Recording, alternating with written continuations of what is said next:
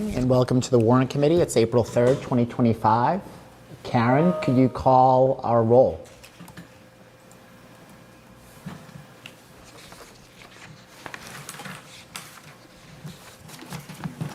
Sorry about that. I'm going to call the name because I haven't seen everybody. I know Tom, Steve, and Lori are there. Do we have Liz? No. She's not here. Okay, Jay. I'm here. Allison is on Zoom. Julie Joyce, I don't think we have. We have Andrew and Macy on Zoom. Peter? Here. Julia? Here. Ryan? Here. Aman? Ron? And Judy is on Zoom. You have a quorum. Thank you, Karen. Welcome back, everybody. We're going to, as we indicated last night, we're going to discuss our two remaining articles that we have to vote, our capital appropriation and our school appropriation. We are fortunate to have Amy Dexter here also to assist in some of the numbers if we have any questions as to those. Now, I know there was a couple of things raised last night, one being the generator, and the second, there were some questions just concerning the engine, the fire engine at the 1.1 million. I received an email from Chief Madden today, just to describe the situation. Some more backup information from the chief concerning the request for the replacement of engine 2. I'd like to take a minute or two just to read this email. So my apologies, we weren't able to circulate to the group. So the former fire chief, Grant, put this schedule in place to replace the engines approximately 15 years ago. The chief believes the plan in terms of replacement of the engines within every 15 years works well for Milton. Some of this is repetitive, so I apologize, but there are 3 frontline engines and 1 reserve spare engine. 1 ladder truck with no spare, which needs to be ready to be put into service at any time. Replacing an engine every 5 years allows each engine 15 years as a frontline piece of equipment and 5 years as backup. The ladder should be replaced on the 15-year cycle as well.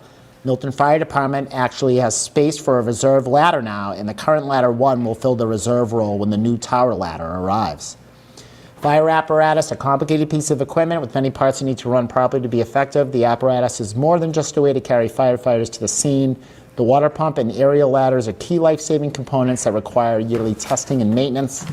The idea behind this schedule is to ensure that the Milton Fire Department always has the equipment necessary to do the jobs that they are tasked with. You can't afford to have a fire truck that may not start, is unable to climb a steep roadway or driveway. An engine that will not pump water effectively at a fire will put citizens and firefighters in jeopardy.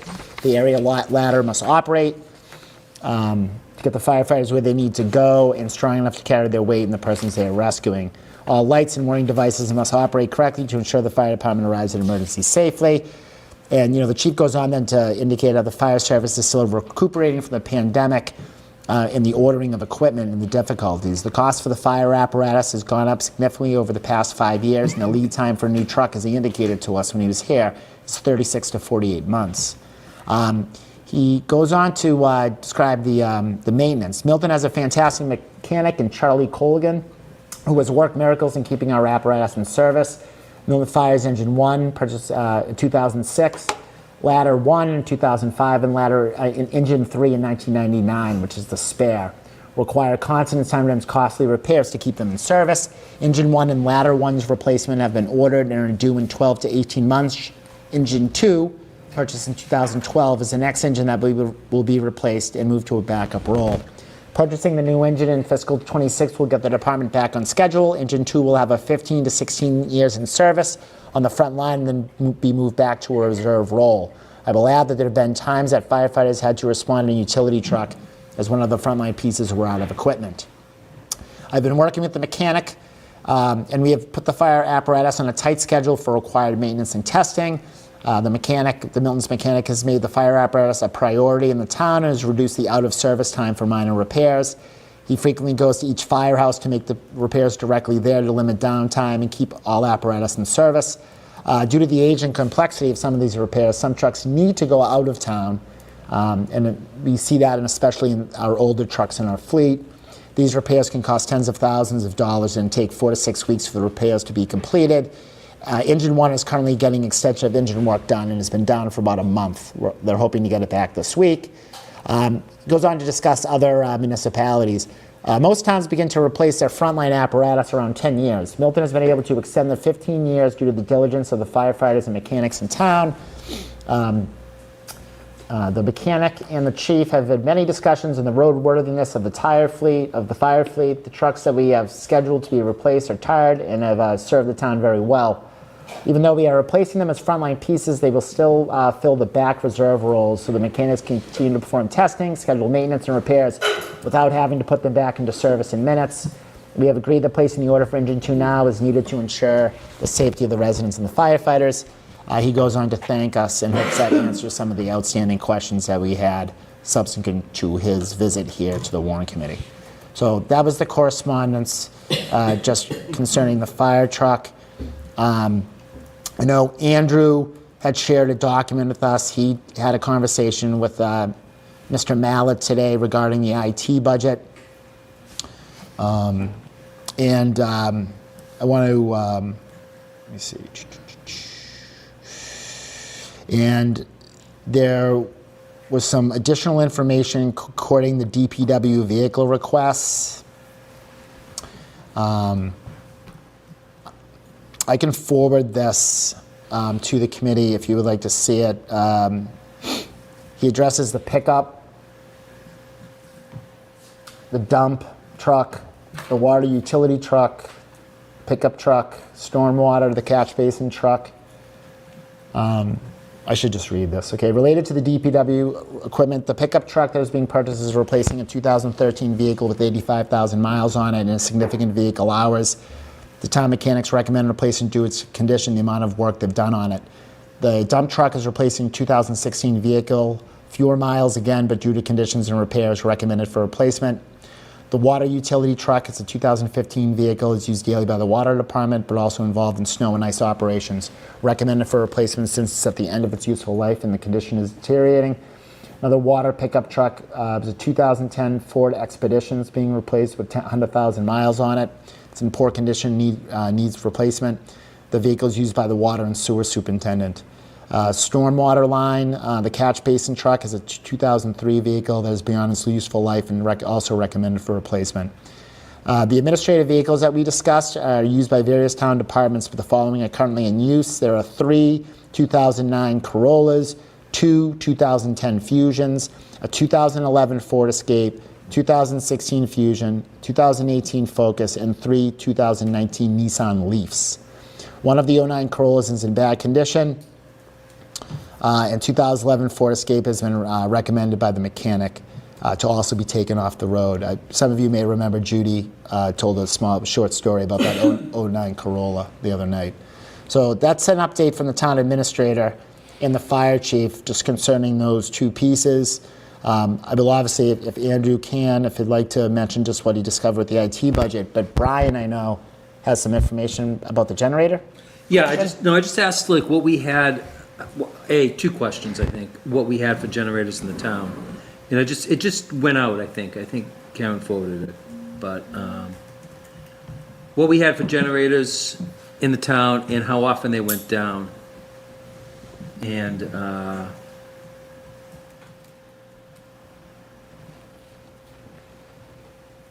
so basically, I'll read it if you like. I can't open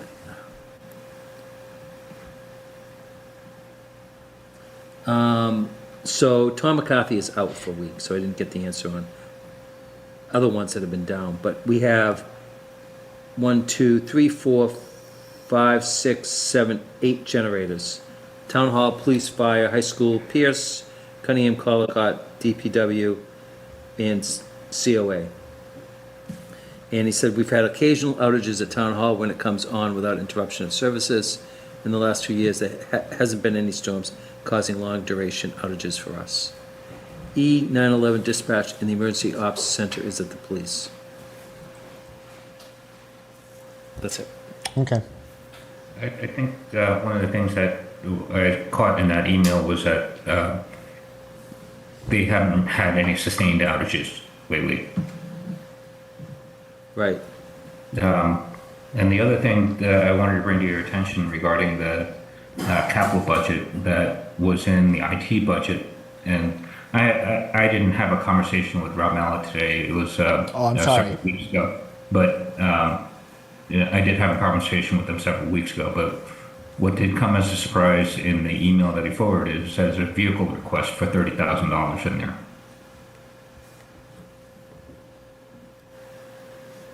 I'm sorry, a vehicle on the vehicle for IT?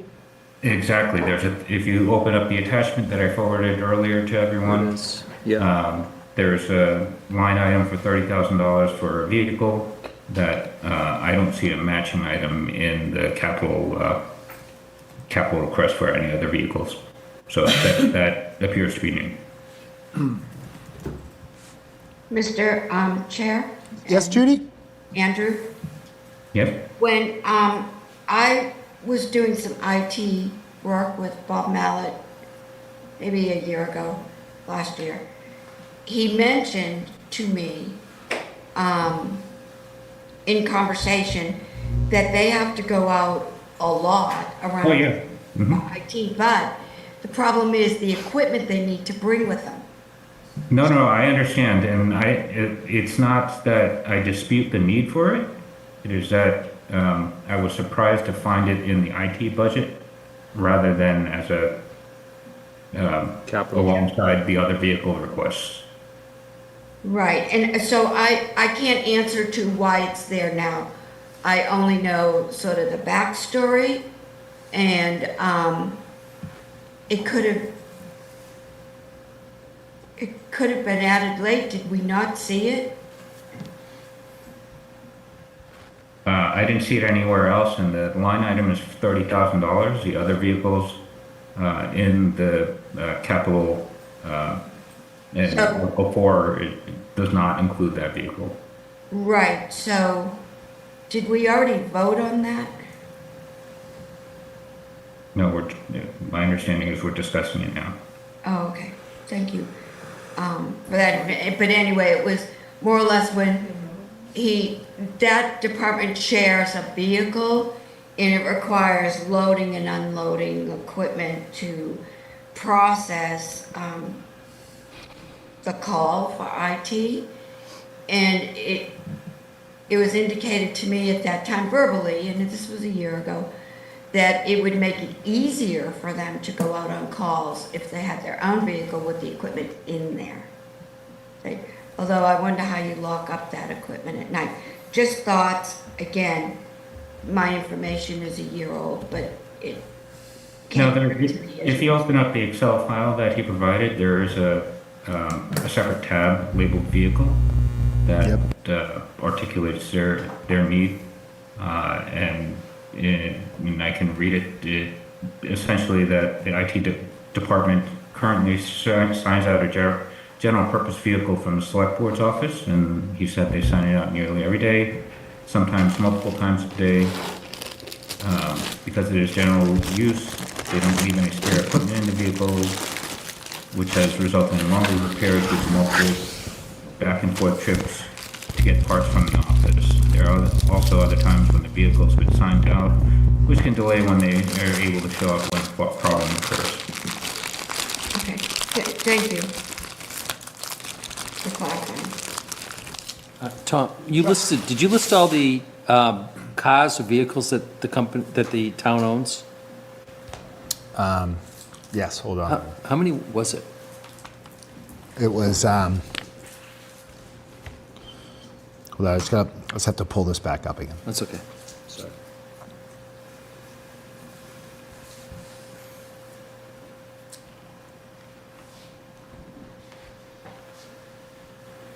Karen forwarded that at 6:44, the email with that Oh. information.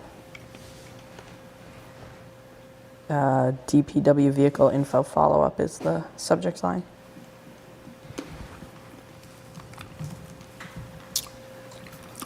One, two, three, four, five, three, Yeah, so apart from the DPW equipment, it talks about 3 2009 Corollas, 2 2010 Fusions, a 2011 Ford Escape, a 2016 Fusion, a 2018 Focus, and 3 2019 Nissan Leafs. It's 11 vehicles. In addition to the dump, the two water trucks, the stormwater catch basin truck, which would be 1, 2, 3, pick up, dump. So it's 11 vehicles in addition, and adding the 16. IT. 16? 16 on DPW and town, 1 for IT for a total of 17. Yeah. Amy? Yeah, if you please. Yeah, it'd probably be very helpful. Thank you so much for joining us.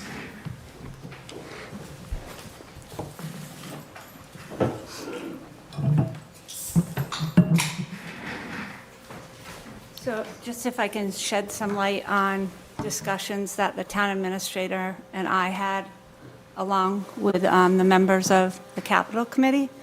That vehicle request is not considered a priority. Okay. He has use of what we consider pooled cars that you do sign in and out, and we felt that that was meeting the need. And that the vehicles we did recommend were those that are replacing older vehicles rather than adding a new one to the fleet, which would result in more insurance, more maintenance costs, and we didn't think it was the time to do that.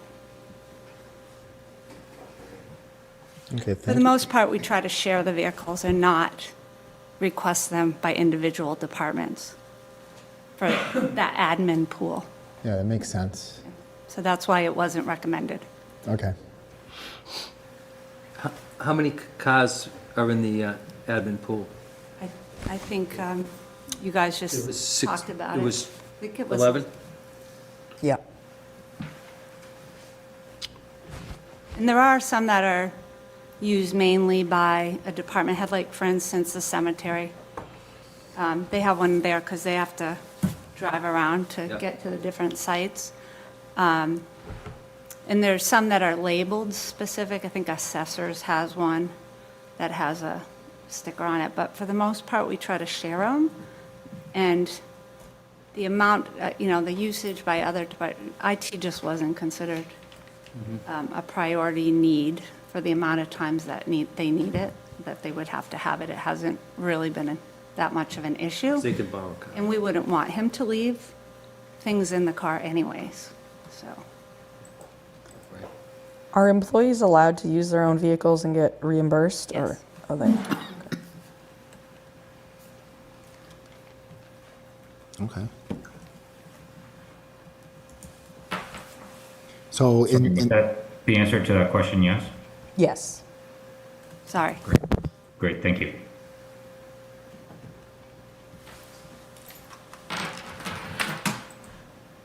So it's a non-bonded capital item. IT infrastructure upgrades for the IT department at 100,000, and software upgrades at 25.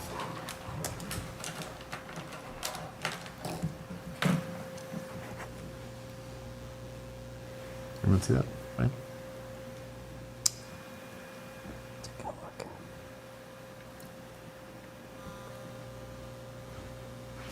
Does anybody want to speak to any of this? I have a question, and I'm sorry for not raising my hand because I'm having difficulties finding that on my phone. But my question is, what is the rate of reimbursement for mileage, if the employee uses their own car?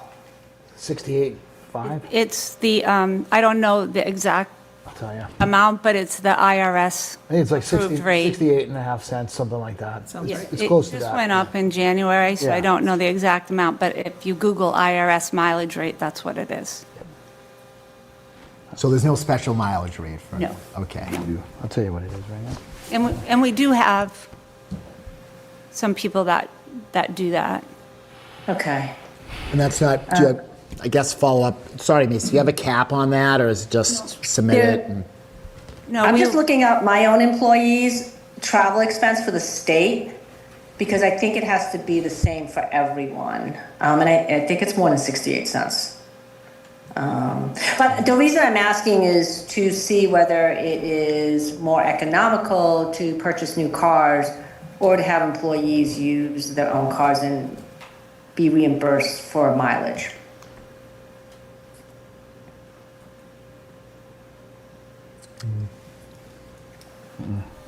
Was that a question? Yeah, it's a question. You can't force employees to use their personal vehicles for work purposes. Yes, you can, actually. Yeah. You can, for municipalities and state, you can, because all the employees in my office use their own cars to travel to Springfield and Taunton and Tewksbury, et cetera. Okay, so looks like, but go ahead, I'm gonna calculate it because I have a bunch of reimbursement forms that I approve.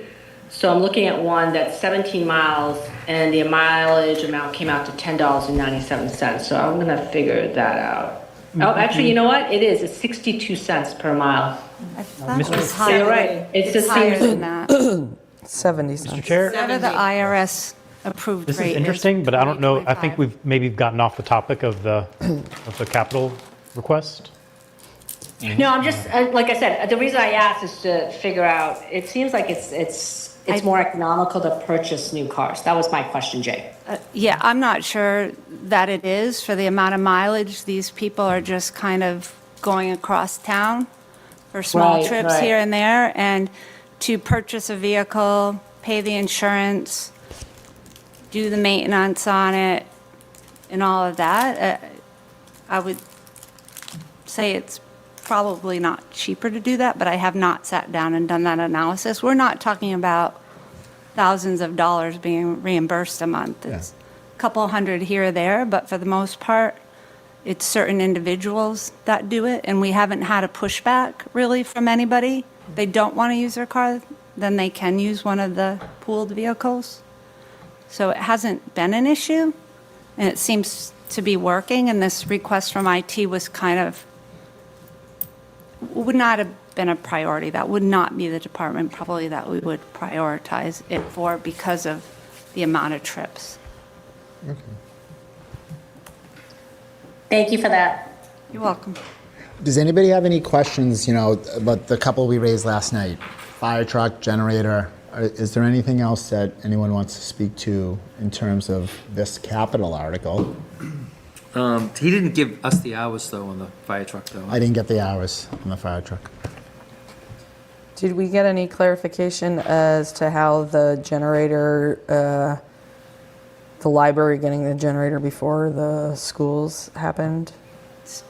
So can I make a clarification before? Yes, you may. So just to clarify, the generator for the Glover School was requested by the schools for fiscal '27.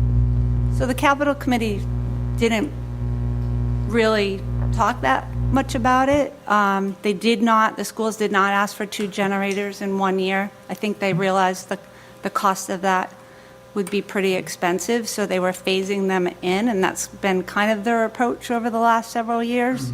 So that was part of the reason the capital committee didn't even consider 27, the request for Glover. And then, I don't know if you want to speak to Will Adamczyk, the library director, did give us an email regarding how it would be used at the library. It was sent last night, the email. I didn't see it. The other point is Glover doesn't have an elevator either, so there wouldn't be like a safety issue with children or staff getting stuck in the elevator, whereas the other locations do. Amy, can I ask you a question? Maybe Lori. In terms of, and the schools requested, Glover specifically, they said that we could wait till 2007. 27, yes. And they're fine with that. The principal.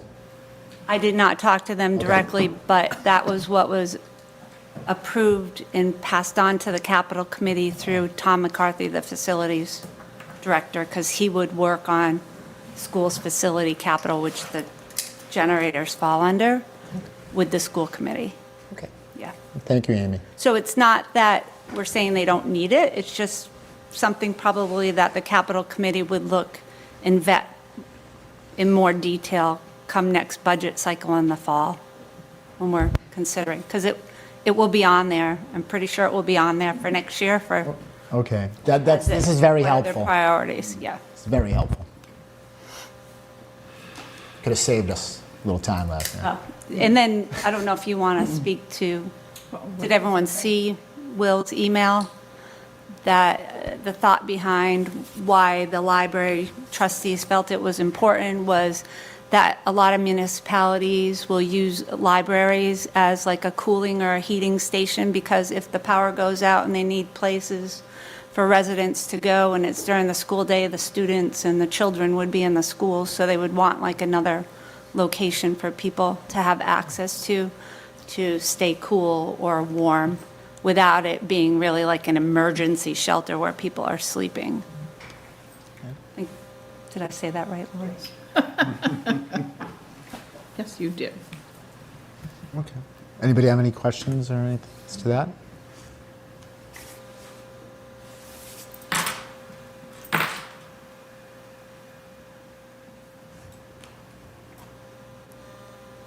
Any other questions concerning Article 4?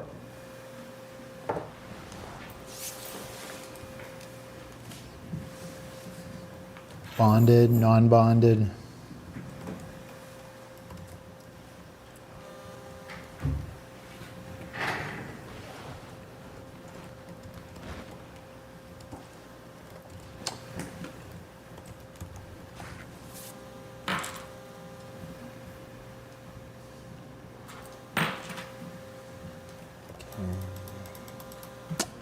So the recommendation for Article 4, to see what sum of money the town will vote to appropriate for capital items, and will be recommend that the town appropriate the sum of $5,793,500 to fund capital projects listed in Article 4, both bonded and non-bonded capital items.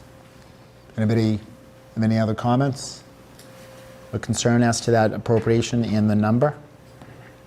Yeah, I mean, you want comments? Yeah, if you want to make a Just comment. comments, yeah. please. I mean, I'll go back on the generators, and I won't say anything else on it, but I don't think I think it should be a safety thing. And if the school is a shelter, it should have a generator. I think police, obviously, fire, obviously. I don't know what else that falls in that thing, but I don't think that the power goes out that much where you definitely need it. It seems like a lot of money, because you have $2.5 million right now in generators across the town. And it seems like a lot. And it seems like, is that enough that can handle the population? But, I mean, it's a nice to have. I don't know, with a $9.5 million override, if you need to have it, is my thought. And the other thing I'd say is maybe on the IT, the vehicle, I think if they have a pool of vehicles, I don't think they really need another vehicle. And I do think separately, I mean, it would be more economical for the town to be looking at reimbursing people for mileage versus having a car sitting there, probably sits there a lot of the day doing nothing, is my thought. It's administrative vehicle. Where? But that's not. I agree. What? I agree with the car piece. Yeah. Where is it? Brian, where are you seeing that called out inside the breakdown for the car, for IT? Do you see that? It's in the email that went out. No, I know it's in the, but It was requested but not approved, is that correct? Oh, is that what it is? Yeah, it was not recommended. I just saw it sent out today, so IT capital request, so this was pulled. it's a want. It's a want that the Okay. town administrator did not recommend, and the capital committee agreed with him. Okay, that's what I thought. Okay. It's not to say we wouldn't, it might be there again next year, because a lot of times the things that aren't recommended get resubmitted. It's just for 26 is not a priority, did not feel it was the right time to be adding to our fleet, that we were going to focus on replacement vehicles to replace older ones that the mechanic felt were end of life. Anybody have any Jay? Yeah, I'd just like to say for this line item, we have a committee, the capital committee, that looks at this 12 months a year. Some people have been on it for years, if not decades. And I trust their judgment. I know other items in the budget, we also have committees that look at it. But this one especially, I feel like we have a committee whose their only job is to look at this, think about the numbers. So even more than other articles, I'm inclined to give that committee the benefit of the doubt. Thank you, Jay, very much. I do appreciate the robust discussion, but at the end of the day, I'm going to go with their recommendation.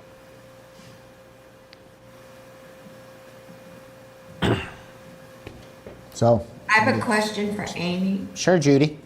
Thank you. What do you do with the old vehicles when the new ones come in? Especially the fire truck. Sorry. Well, I Sorry, mean, I'm teasing, sorry. Yes, the regular vehicles, not a fire truck. Well, I guess the fire truck too. Do you send them to auction? Do you get some sort of trade-in for them? More times than not, we would trade them in, but in the event that it was not traded in, it would have to go to auction because we're subject to bid and procurement laws when we buy things and when we sell things. And so if it went to auction, say you got 500, it would go back into the general fund of the town? Correct. General fund revenue classified as sale of surplus equipment. Okay, thank you. You're welcome. Thank you, Judy.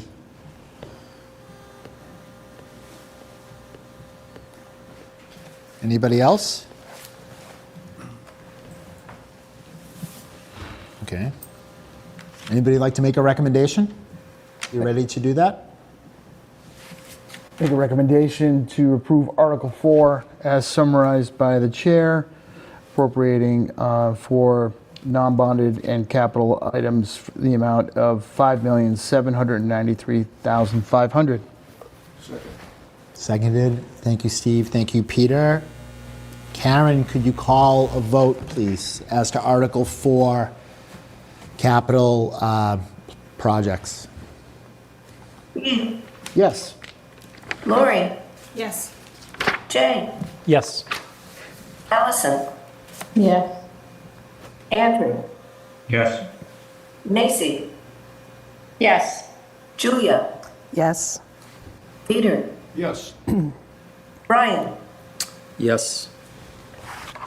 Judy, Yes? and Tom. Yes. The motion carries. Okay, Article 4. Thank you, everybody. Thank you. Thank you, Amy, very much. Thanks, Amy. Thank you. Okay, Warrant Committee. And then there was one. Article 24. And I'd like to thank everybody in the Warrant Committee for all the hard work and especially time that we've put into all these other articles. I really appreciate the work that you're doing now and will be doing through June. But as to Article 24, I'd like to open up the discussion.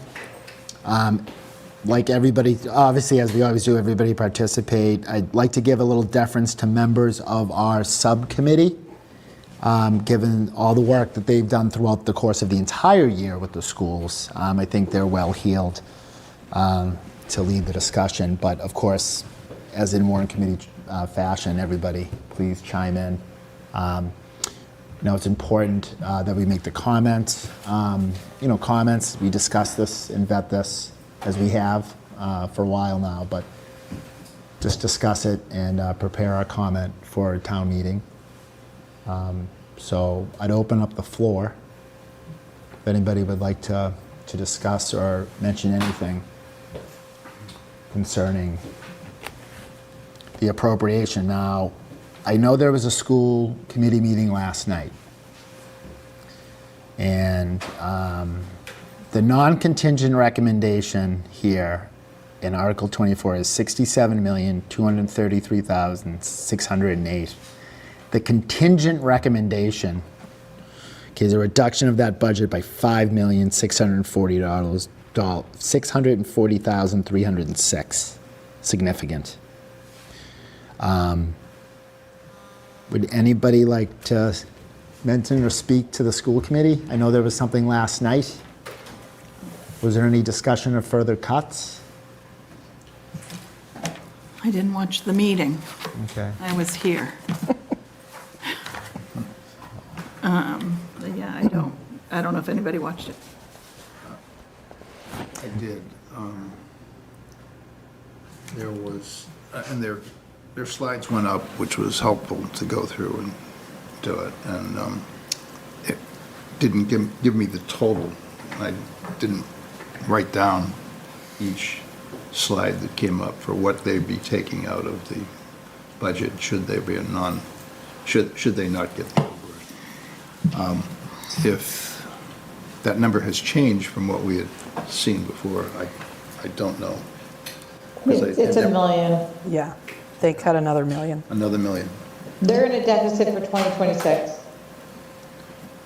Okay. Can we raise the volume on the TV? Is that possible? What'd you say? Can we raise the volume? I can barely hear them. Can we raise the volume on that? Okay, can someone explain that? So why they're in a million deficit for 2026? No, not the million deficit. Oh. How long do you have? It's like, does anyone have any information on what the school committee did last night? I watched it. I can- So, they for the finance part is that obviously they borrowed from the free cash to get the deficit for 2025, and they will need another million next year for the budget for 2026. So they'll need free cash to fulfill the positions for 2026.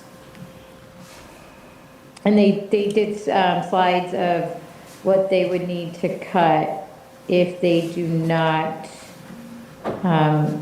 or if they don't get if they don't get the override, or they're not getting free cash or a way to. So we paid to financially get through 2025, but this would be for 2026. Does that make sense? So, and it includes, the total is $1,058,000.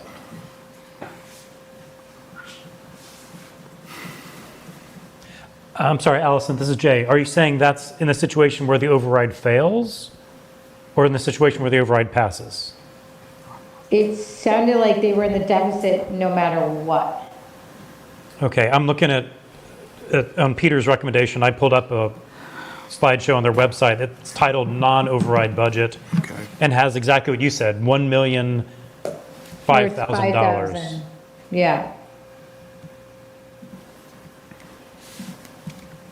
And Amy, do you have any insight that we don't have into this?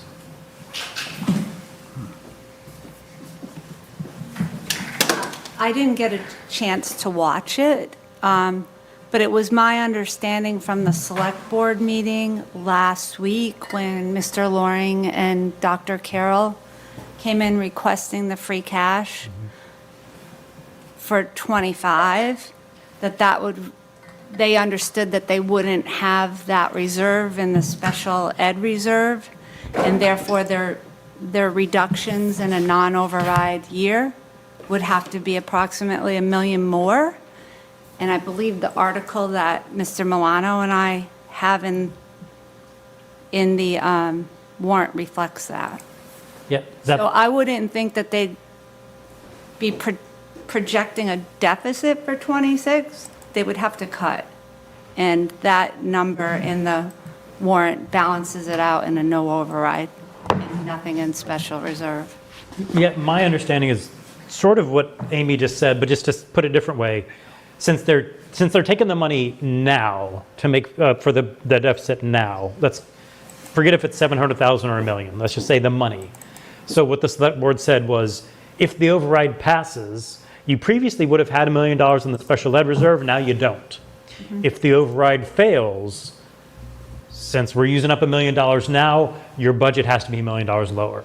So if the override passes, this doesn't affect their budget. if the override fails, their budget has to be $1 million lower, is my understanding. Right, and I think there were concerns because they depleted all of their reserves, that in the event, and this is, again, I did not watch last night, so this is my understanding from last week. In the event that they incurred special ed costs more than expected or anticipated in '26, they would not have reserves to fall back on like they have in prior years. And that was the concern. So I don't know if, my assumption is maybe that's what they were referring to, but I honestly that's just what it is an assumption based upon the facts I had from last week. So I'm not following 100% that it would be a deficit other than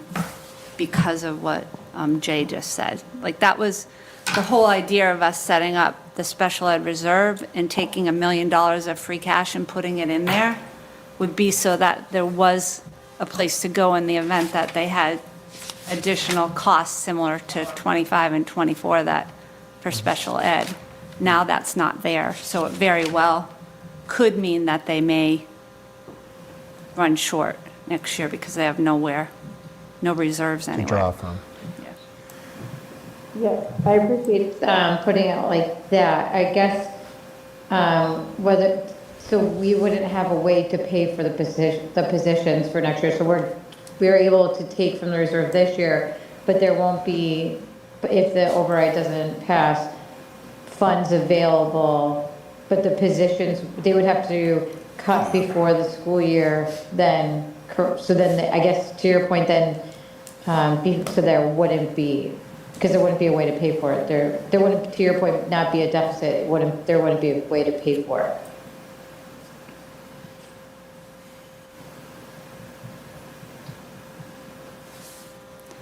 I'm not really following that. I think the way it's presented in the warrant is if the override passes, they are funded with their level service requests. And not to confuse people with the 700, but they had replenishment of a reserve in there that we took out and put it in this special ed reserve to separate it. Yeah. We didn't feel like it belonged there. Right here. In the event it fails, I just, the reduction that they need to make, I believe, is I got it right here, Amy. 5.6 or something? Yep. And they would need to do that before the school year opened. They would have to make the reductions in staff in order to make those costs. But then there's a layer of unanticipated costs such as special ed. They can't control those. There's nowhere to go if that happens. We don't have a special ed reserve fund now to fall back on, and they've depleted their other reserves like circuit breaker. That's the concern, and I think my guess is that may be what they were referring to. Mr. Loring is on Zoom. Oh, yeah, maybe he should speak before me. I'm looking at the chair. I don't sure, know. recognize Mr. Loring. Okay, sorry if I Oh, spoke out of oh turn. no, you didn't speak to Amy. Thanks so much. I thought I had a handle on this. You want to recognize Mark? Mr. Loring, you on Zoom? I think he'll have to be promoted first by Karen. Hello, can y'all hear me? We got you. Already promoted. Hi, everyone. How's it going? Wow. Jump in. So again, appreciate the time. Oh, hold on.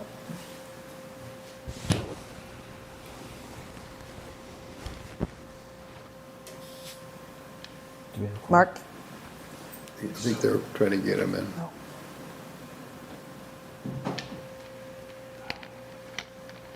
Hello? There he is. Hey, Mark. There you are. Hi, hello. Hi, Mark. Yeah, I can clarify. So there is really no change since our last presentation to the warrant committee. So I just want to be clear on that. What we presented to the warrant committee, whatever it was last week, that time flies, it is still holding the same. So there is no projected deficit within FY '26. So that is not true.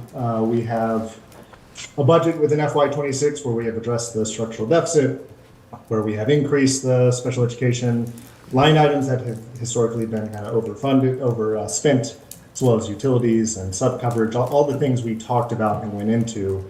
So those things are adjusted to accurately reflect for FY '26 in both an override and a non-override scenario. So in both of those scenarios, that is adjusted. The difference is obviously the cuts. So in the override scenario, we have those about $1 million worth of cuts, and then the $300,000 worth of reallocation for the ELA curriculum, right? Again, all the things we shared previously, but in order to cut the $700,000 that the town cut out of level service budget for the schools. But those are that's the cuts in the override scenario. In the non-override scenario, that's what we were talking about last night at school committee.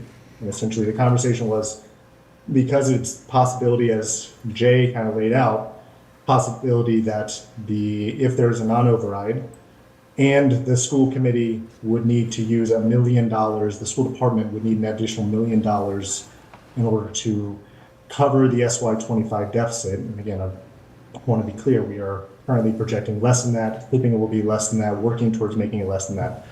But that's a conservative number based on kind of things up in the air. And so we were advised by the town administrator that the full $1 million of free cash in a non-override scenario would come out of the school's operating budget. And so therefore, we need to make more cuts in FY26 in a non-override scenario. And so what we discussed last night were those additional cuts that the school department put together over the last week and started presenting to us and presented to finance committee Wednesday morning, and then full school committee Wednesday night, and we voted on the additional cuts. And so that is what was discussed. It's another $1 million worth of position cuts for a non-override scenario to bring the total FTE reduction to 75, up from kind of the 66 that it was. And in addition to that, there's additional programmatic cuts in order to get that full $1 million down. So that is what was discussed. I'll say for like numbers purposes, it says it in the warrant as y'all reviewed it the other day with the town administrator, where the FY25 allocation is the 67.22 number, and in a non-override scenario, it's essentially a flat budget for the schools. It increases by $8,000, and so it is a devastating cut there. But that was the discussion last night. I'm happy to answer further questions folks might have about that.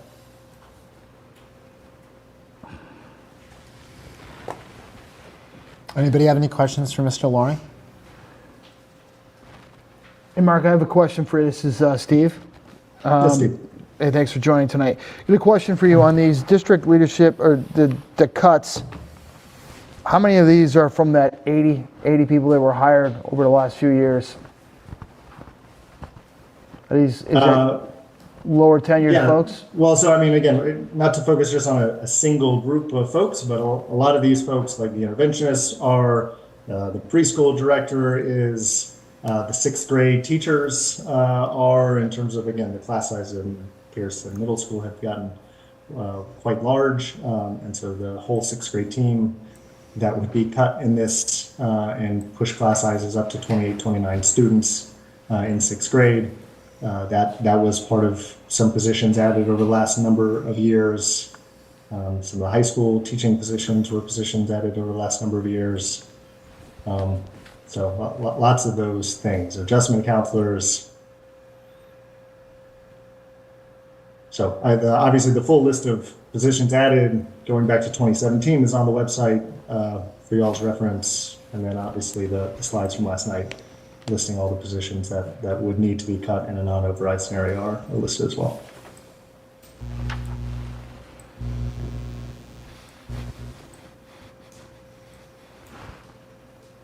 Brian? Yeah, well, since, Oh, no, I was saying, Allison, raise your hand, but I was trying not to interrupt. Allison. And I failed.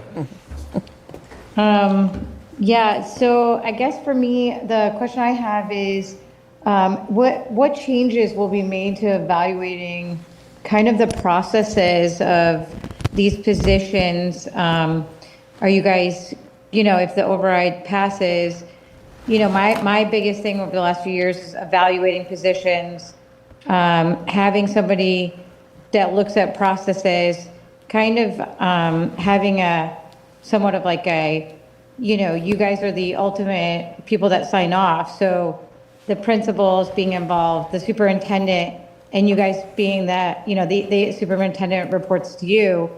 I think streamlining and evaluating and holding, kind of a chain of command so that, we look at, my biggest thing is for years has been a lack of, job descriptions, HR, evaluating, kind of streamlining, because, as we've done for the last few years, I mean, we added 80 positions, which is fine if they're needed, but I don't know if I've asked for job descriptions on the finance for years.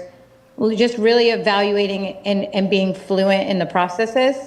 So I'm just curious to know if you guys have talked about the changes that you'll be making in the upcoming years after this, and what is the backup plan from the school committee? Thanks. I'm not sure I understand the second part of the question in terms of the backup plan. Can you clarify? Is that related to? Yeah, do you have like a plan in place if the override should pass, to not pass? Yeah, the plan in place if the override doesn't pass is the list of cuts, which again is obviously devastating. I hesitate here a bit to speak for full school committee because I was just trying to hop on to clarify a little bit about the money, and so I just want to hedge that. Absolutely, Mark. I've never loved to talk for the whole committee, but I mean, our job and the district's job and the teacher's job is to do whatever we can to serve kids and provide the best academic experience possible and best overall educational experience possible for our kids and our neighbors' kids and everybody within the community's kids. And so that job doesn't change regardless of whatever the budget is. The job becomes much harder, and it becomes much harder primarily for like the teachers and the staff inside the schools because of how much is just being ripped out of there in terms of what is supporting the kids that they are serving. So the plan is, if the non-override pass, is what we have shared in terms of the cuts and where we think the cuts are least impactful, even though they are devastatingly impactful. And then as it relates to HR improvements, we've been looking for a way to add an HR director for a number of years because a district of the size we have, not having an HR director seems crazy. But the ability to fund that position has been a struggle.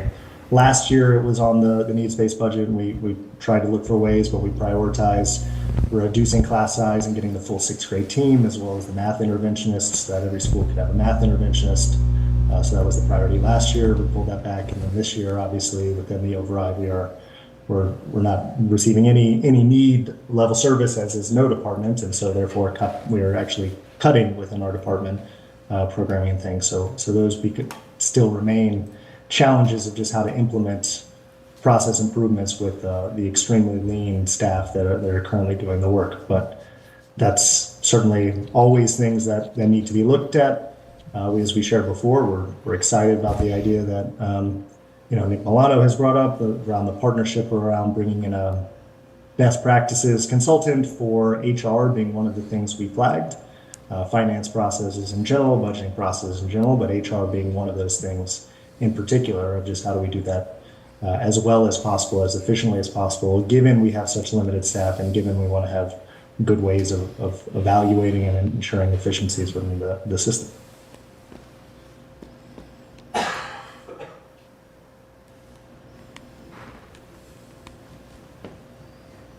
Any follow-up? I'm good. Okay, thank you, Allison. Anybody have any other questions for Mr. Loring while he's here and available? Brian? Well, I had some questions I sent. You asked us to send you questions. I don't know if they ever got sent to them, but I'll go through some of my questions. So I was thinking about this last week.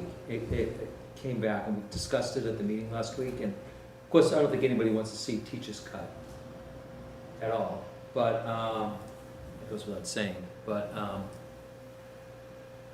one thing that came up was the kindergarten, the half-day kindergarten, where that the town now pays for the other half, where it used to be where if your child was in kindergarten, parents paid, but we paid, we paid. So is there what is the cost of that? And is there any thought that you would bring that back? Because you're required to provide education for 1 through 12, but not kindergarten. And would there be a thought about bringing that back versus, cutting heads, basically? And what's the cost? What would be the cost of that?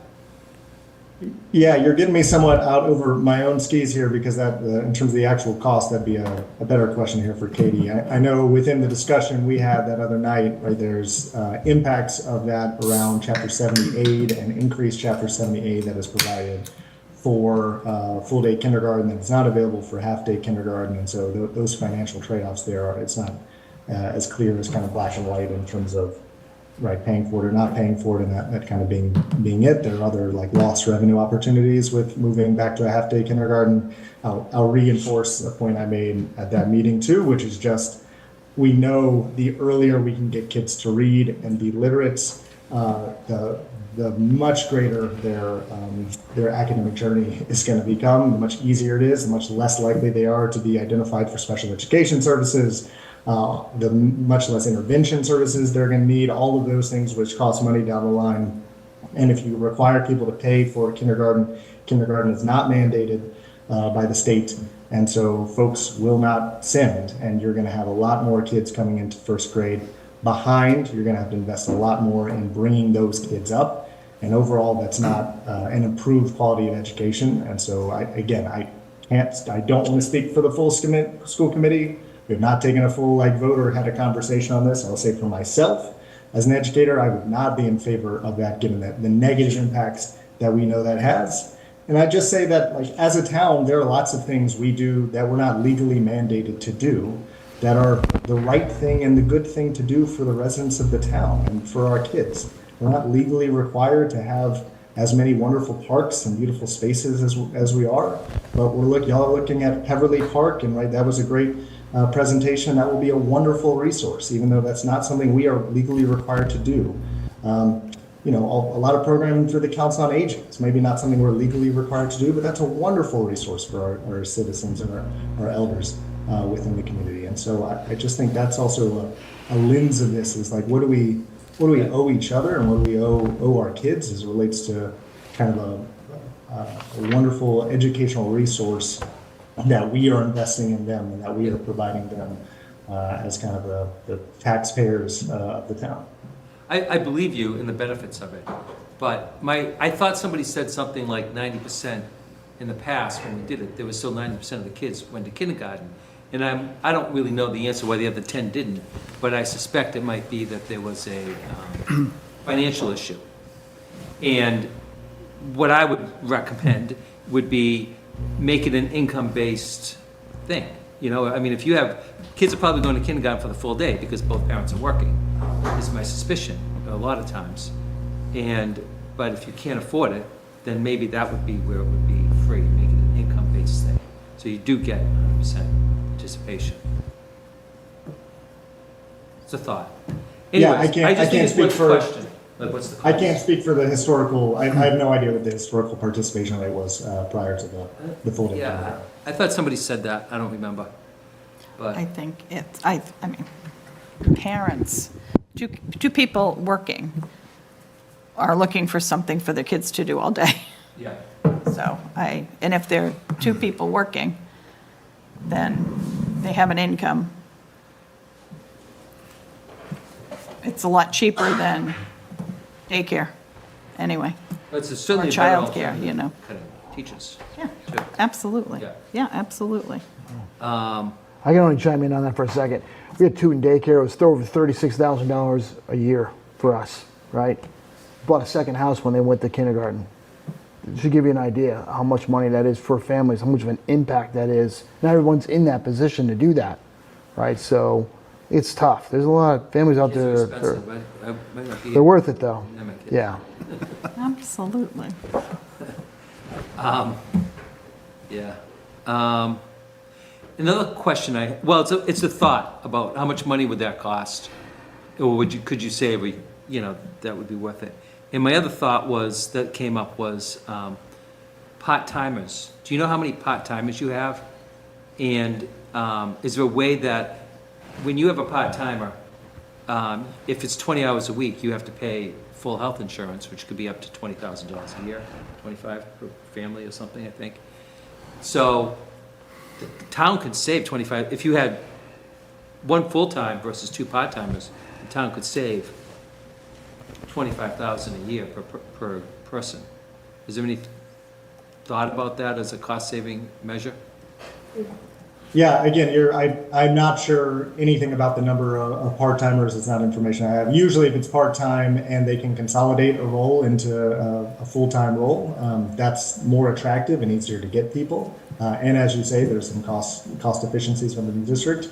Usually if there are multiple part-time positions, it's because multiple bodies are needed. Usually a lot of times like at the same time, right? We talk about the community schools program as an example. That doesn't hit the school's operating budget, but they have a lot of part-time people.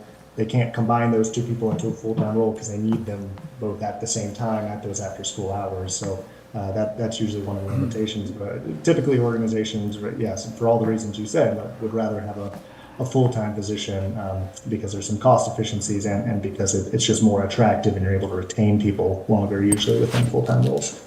But I can't speak to the number of full-time folks. Okay. But following up on that, Mark, couldn't we have posted the position as 19 hours so that we didn't incur the extra benefit on the health insurance at the town level? So again, I'm not sure how many positions within the school department itself hit that threshold or don't, or right around that threshold. Obviously, there's also just the impetus that like having health insurance in and of itself is compensation that makes a position more attractive. So there are times where in order to fill a position, if you need somebody in that, right, that is a piece that needs to be weighed of it needs to be enough compensation and or benefits in a certain way that somebody's willing to do the job. Otherwise, the job is unfilled and therefore the need is unmet for the students, whatever that might be. So that is always the balance, but I'm not sure of the particular halftime positions that exist within the district off the top of my head and how those are or are not kind of scheduled and if those could be reduced to 19 hours versus 20 and what the impact would be on the ability to hire for those. But those are the implications of when you kind of remove benefits, that obviously makes a job less attractive for the people who otherwise were doing it and expecting that benefit. And I was more focused on the community schools because I think that was part of the big increase in health insurance this year because you added a number of positions, if I recall. So, you probably don't see it because it's not in your budget, the jump in health. Right. It's a thought. Maybe it's a thought for the consultant, because you said you're going to hire a consultant, which is, synergy thing. And you won't know the answer to this, but maybe it's a Katie question, but like the net cost on, people shoot me for this, but like, how much, what do we charge people for like athletics, band, or other activities versus the cost? Is there something on that? And a way to try to mitigate the expenses? Yeah, I mean, we are increasing the athletics fees for next year. And so that was a discussion on the finance committee meeting on Monday. Those slides are available and I can send them over if that's helpful. And also, it includes information around like comparative districts around here in terms of what they spend what they require of families in terms of the investment. And so those are things that we are increasing next year in both an override and a non-override scenario.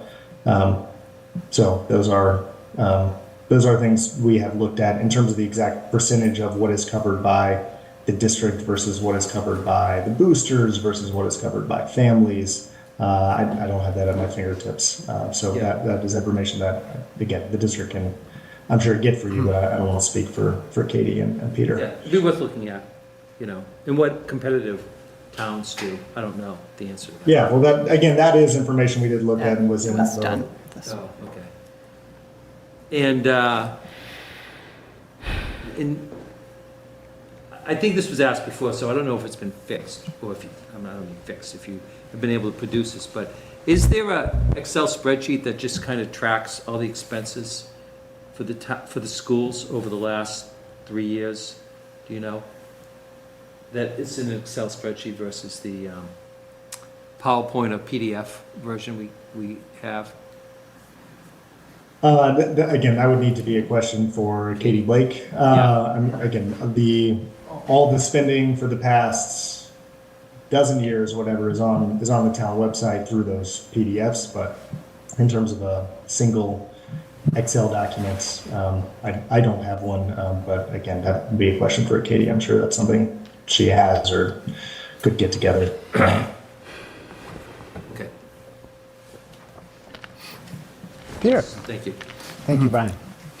Mark? Oh, actually, Peter, we have Judy waiting for a little while. I'm sorry. Judy, thank you, Jay. Judy, you're up next. You've been waiting. Oh, thank you. I just thought Mark was leaving. I wanted to catch him before he almost got out the door. In a past year, there was a question why the schools did not seek reimbursement for out-of-district students that could have been sought and money come back into the to the schools for educating those children. I don't see it as anywhere this year, so perhaps we no longer have that situation of out-of-district school students. Yeah, Judy, I appreciate the question. I'm not aware of that. We don't serve any out-of-district students that I'm aware of, just primarily given our space constraints, right? There are some towns that will open up their programming, traditional district schools that will open their programming and allow students from other districts to come in and attend either a specialized program. That happens a lot with Boston Public Schools and folks sending to there because their size, they have a lot of different specialized programs. I don't believe that exists right now within Milton. I don't want to say 100% though, Judy, just because again, I don't know that. But yes, to your point, that has not come up within last year's budget conversation that I'm aware of, or this one of the issue of us having those students and not billing for them. I'm unsure why the town wouldn't bill for services that it's legally allowed to bill for and entitled to. So, but right now I don't believe we're providing any services to out-of-district students. Oh, thank you very much for that information. Yeah, Peter. Yeah. Hi, Mark. I've got a transition question for you. You've got sort of the perfect storm working here. You're doing budgeting, you're looking for an override, or I guess trying to deal with what a non-override looks like. You've got a new superintendent coming in. Has there been any discussion about getting him involved earlier in the process? I don't know whether that is a legal issue or not, but he's going to be dealing with this going forward, with the budgets going forward, with the process going forward. I would think the sooner he gets involved, the better for you and the town. Yeah, and just to catch up other warrant committee members, if you didn't see it, because I know you were meeting last night too, but the school committee voted to move forward with an offer for the interim superintendency pending negotiations with the candidate, John Phelan, former superintendent of Belmont, who at this point is retired, lives in Milton. So great resume, really impressive individual. I've not met John Phelan. I've not spoken to John Phelan personally. We just reviewed resumes, and has obviously stood out not just to me but for the whole committee. Right now, though, he is not the superintendent. I just want to say that like pending negotiations is an important little caveat there. So that is something that the school committee chair and the vice chair, along with, I assume, our legal counsel as well, and whoever John is involving, they need to just work through that first. And certainly he has great expertise of running through overrides and running a district of comparable size and all kinds of great skill set that is one of the things that attracted us to him. I also agree with you, bringing on the transition sooner than later would be helpful. We do have the budget issue though, where we still are paying a current superintendent through the end of this fiscal year, and so to bring on a new superintendent prior to the end of the fiscal year means we would need to find revenue within FY25, which we do not have, as all of you are aware. And so that would just grow that deficit further, which is not something we want to do. So that is another significant limitation. It is possible that, informal discussions could occur and conversations similar, probably to a much lesser extent, given it's an interim role, but similar maybe to what Peter did before he officially started. But again, I don't want to commit John to it. And also that he has not accepted the position, and at this point we haven't totally offered it because they haven't done whatever the contract negotiations need to be. So I just want to hedge all of that with those comments. I got you. I'm putting the cart before the horse, but again, anything that could ease the process. Appreciate it. No, I appreciate it. Anyone has anything else for Mark? Mark, can I ask you a question? Please. Mark, this kind of just goes along the lines of what Allison had asked you earlier, and the school committee as a whole articulated a lot of those things to us who were here, and you repeated them. And you have a very unique role on the school committee, given your work with the finances, right? Working with Katie. Unique. Unique just in the sense where wrong year to volunteer to be chair of the finance committee. I guess, that's what I meant. You do a lot of, you're really kind of in the numbers. And I have to say, Mark, I've watched more school committee meetings this year than I watched in the previous two. So I really got the opportunity to see how you discuss things and, how you work through issues. But I just have a general question for you. And not in your role as head of finance on the school committee, but what would you describe as the duties and responsibilities of a member of the school committee? That's a great question. One of the primary duties and responsibilities of the school committee is to oversee the performance of the superintendent. So to work with, broad question, evaluate ultimately the superintendent and the superintendent's performance of running the district. So that is the primary role, right? The district, the superintendent is like the town administrator in that they carry forth the mission of the school district. They hire the people, they evaluate the people, they hire the people who then evaluate the people. They make the purchases to identify the programming direction. The school committee can provide insight, input into some of those things.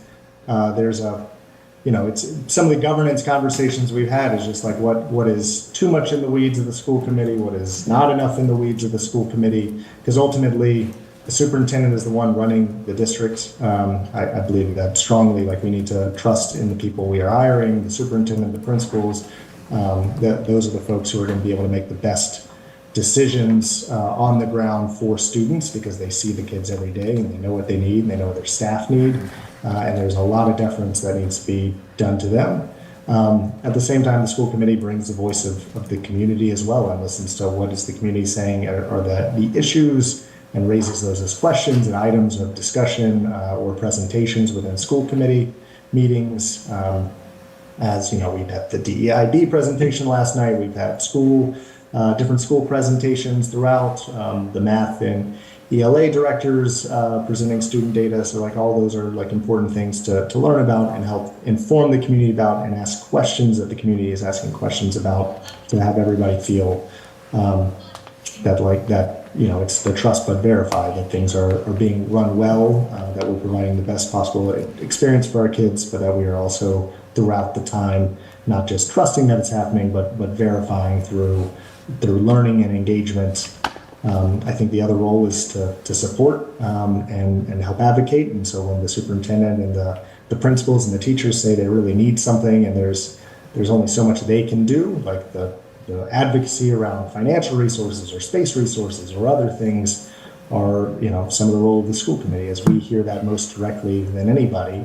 And our job is to bring that forward to the town and say, hey, this is it. Can you help us out? Can you help the schools out? They really need this. And that's what I think we are all elected to do. And then obviously, a key part of that is, in terms of the trust but verify, is working with the school department to receive the kind of budget reports, go through those, talk through those, ask the questions, and again, support and question and collaborate wherever possible to just give whatever we need.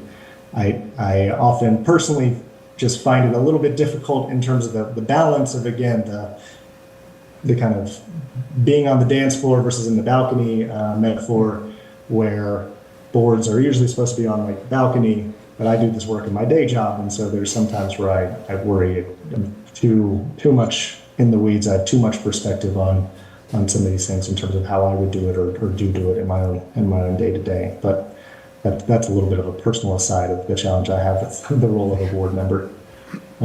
I hope that rambling answer. Yeah, Mark, I really do appreciate that answer very much. And I appreciate the work that you're doing on the school committee and some of the things that you're attempting to accomplish there, especially with Katie Blake. And I asked that question, I just want to hear it from you, but over the course of the many meetings I've watched, I just know that, I think there was an acknowledgement by the committee that not enough money was appropriated within the budget. The failure to budget at the appropriate levels, basing budget numbers on past budget numbers and not the actual. So like things like that. And what I wanted to clarify in my head was the school committee as it currently sits. Is there, or do you feel as a member, especially as one who deals with the finances, that there's a recommitment by the school committee to actually pay attention to the numbers and really work with the budget, along with curriculum, advocacy for students, advocacy for parents, and those other roles? Because in my view of the meetings, historically, a lot of times there isn't a lot of budget talk, and there's discussions about many other very important things, but I think the question I have is the school committee going to do the not fun work and really start to focus on the budget, the money, the appropriation, and really start to take, budgeting for future years, and kind of bring that a little bit more to the forefront? Do you feel like you're going to see that from other members of the committee? I think you've, hopefully that has been seen within the current year, right? In that we have almost every single school committee member attending every finance meeting, and testament to them, even though it's not on finance, a meeting twice a week for the last 3 months, and the desire to dive into it. Again, I think it is a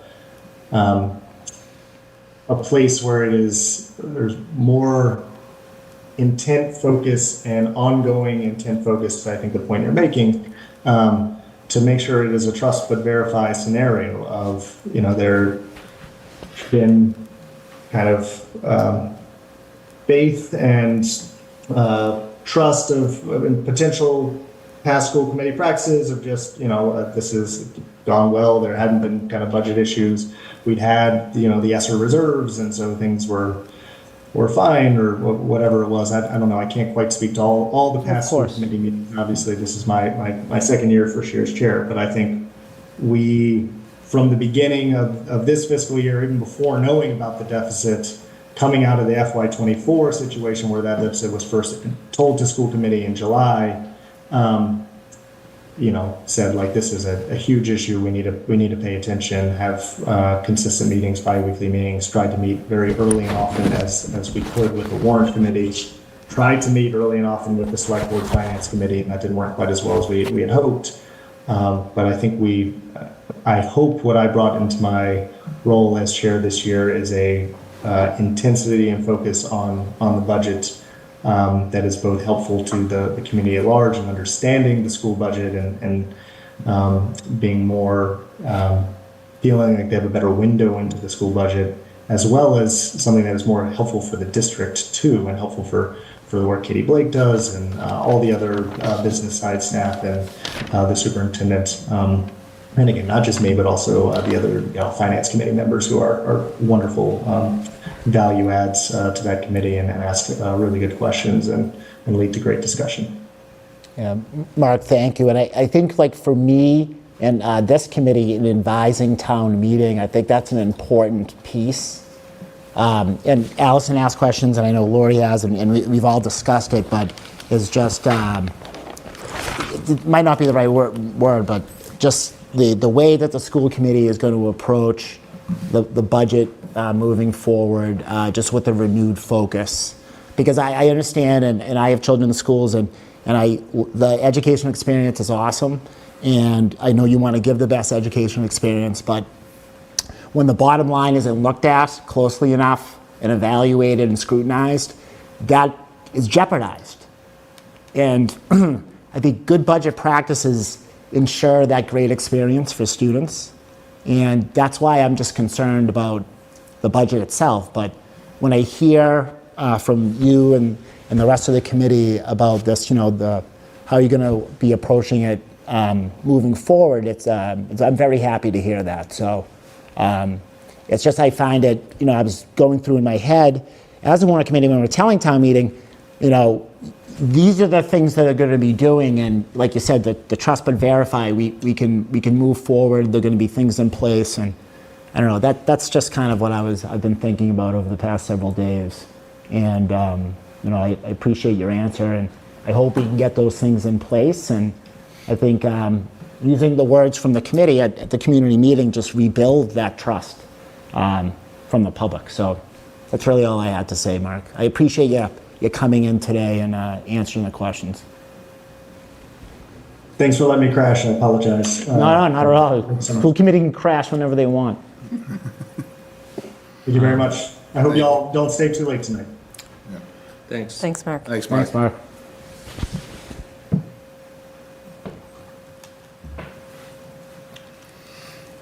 Does anybody have anything else? I know there's some stuff to talk about. Yeah, I think you just, I'm sorry, anybody else? Oh, no, Peter. I think you kind of hit the nail on the head for me, which is the same group of people are going to be managing their way into the next year with or without the override.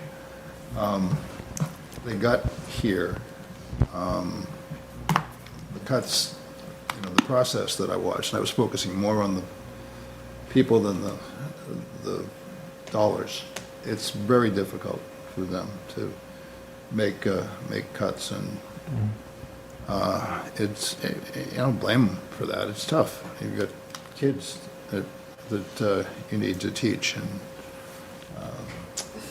but the concern I have about the override passing or the override not passing is pretty much the same as, can these people handle the budget? The reason I asked the question about the superintendent is, I know you've got an experienced superintendent coming in. Yeah.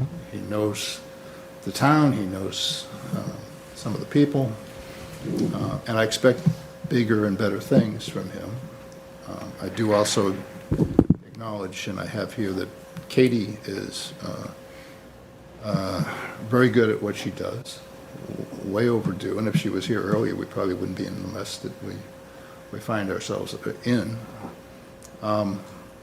So, and I want to basically I want to feel good about the process going forward. I asked that question at the last meeting when they were here, and you asked it again and got the same answer. But I think with Katie and with the superintendent, there is hope that the process goes more smoothly going forward. But it's also difficult for me to get over the hump of how poorly it's been managed over the last 3 years. Just an opinion. Thank you, Peter. Right. Yeah, the tail on Peter's comments is, I know one of I thought they had some good ideas to try to address issues going forward. I think there's probably more that are out there. Maybe we should help them with that. But, one of the things they're going to do is hire a consultant, and I think that's important. And, to Steve's point, again, like they hired 80 people over the last 3 years. And maybe, I think there should be a deep dive in that. Like, what was all that? And what was behind it, And,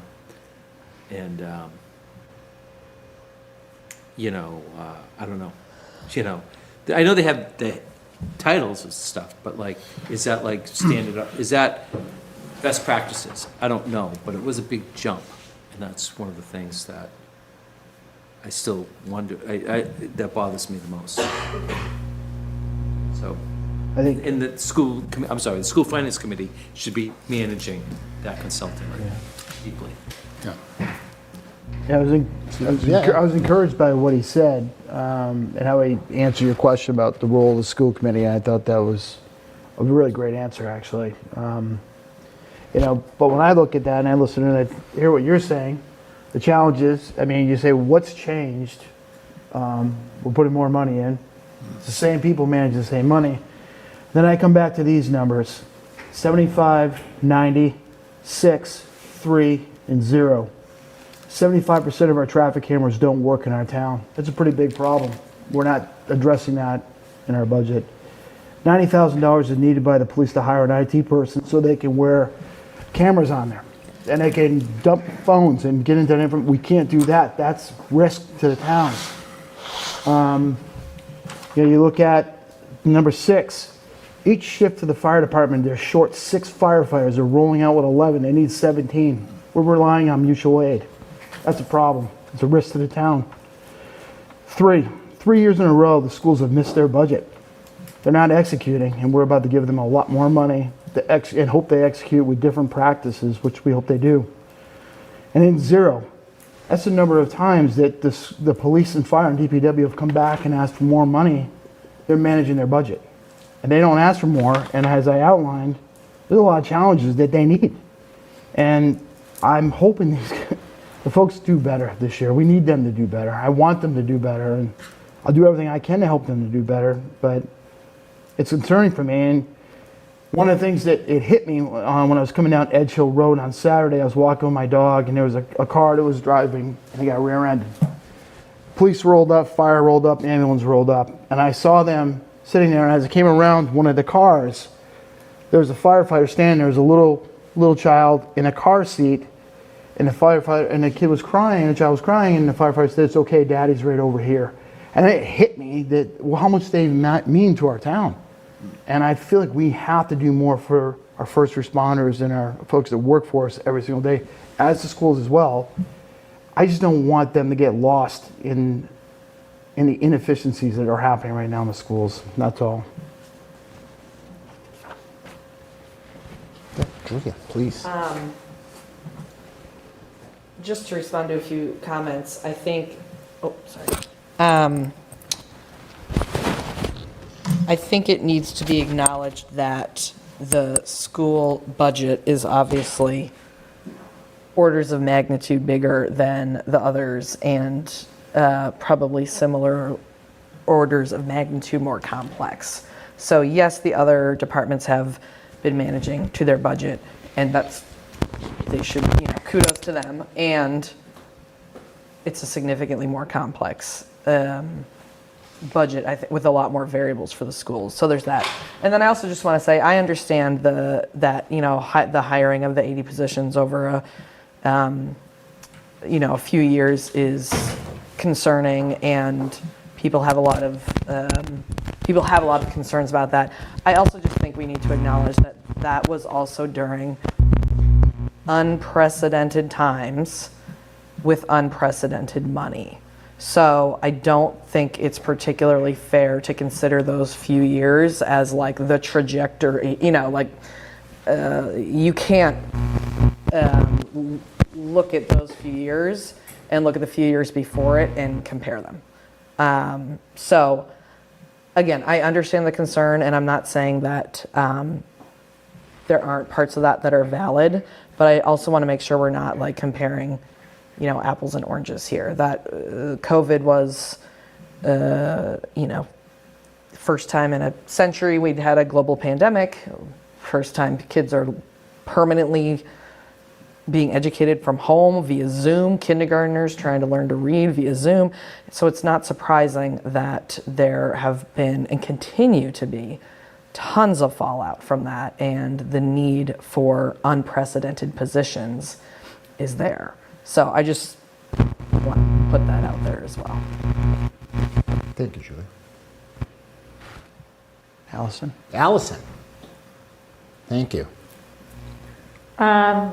Yeah, I mean, this is a tough one. We've been doing this for some of us 3 years, and saw the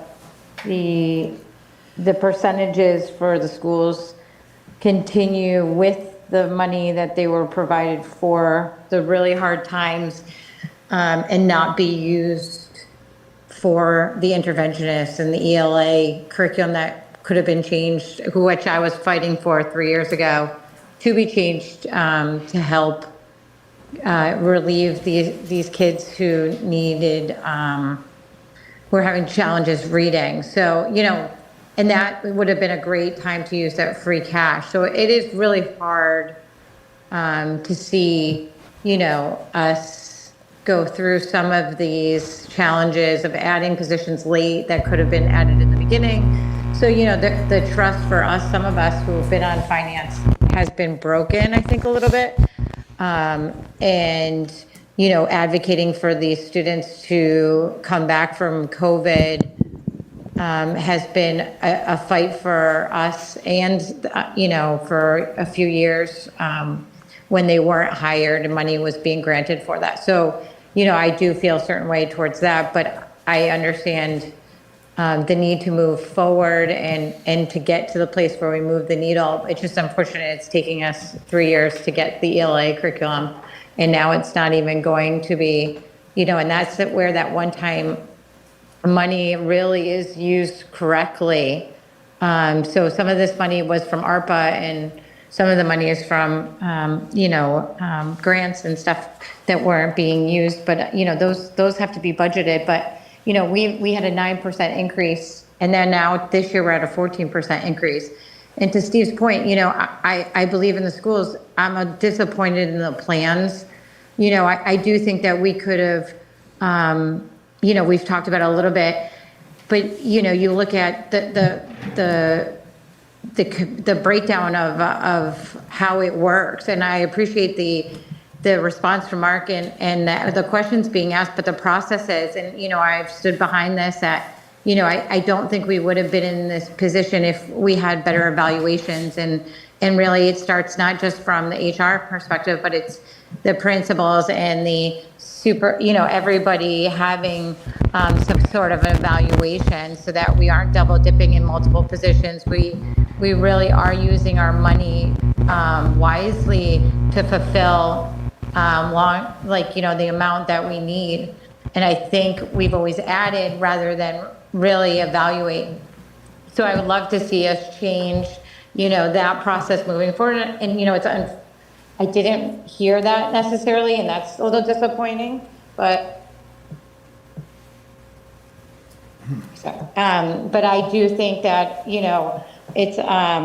it's discouraging to that aspect, but I think, the plan, I would have loved to have heard that just in case we didn't meet, they did some evaluations. I think the town would have felt a little bit more trust if, we didn't go necessarily for the full amount and we weren't needing to close the deficit again for $1 million this year, I think that's a little bit of a challenge for the public. And, I look at the other departments and what they need, and I don't think they got as much as they deserve to be able to move forward in this override.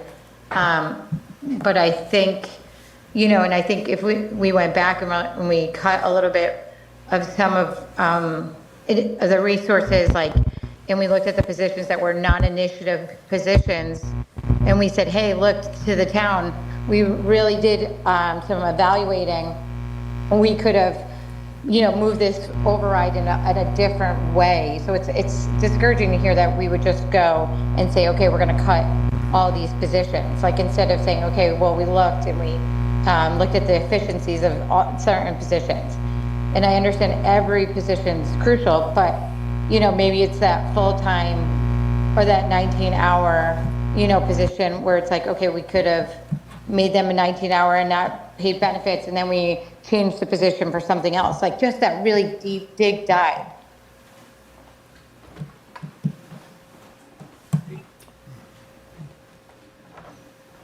Thank you, Allison.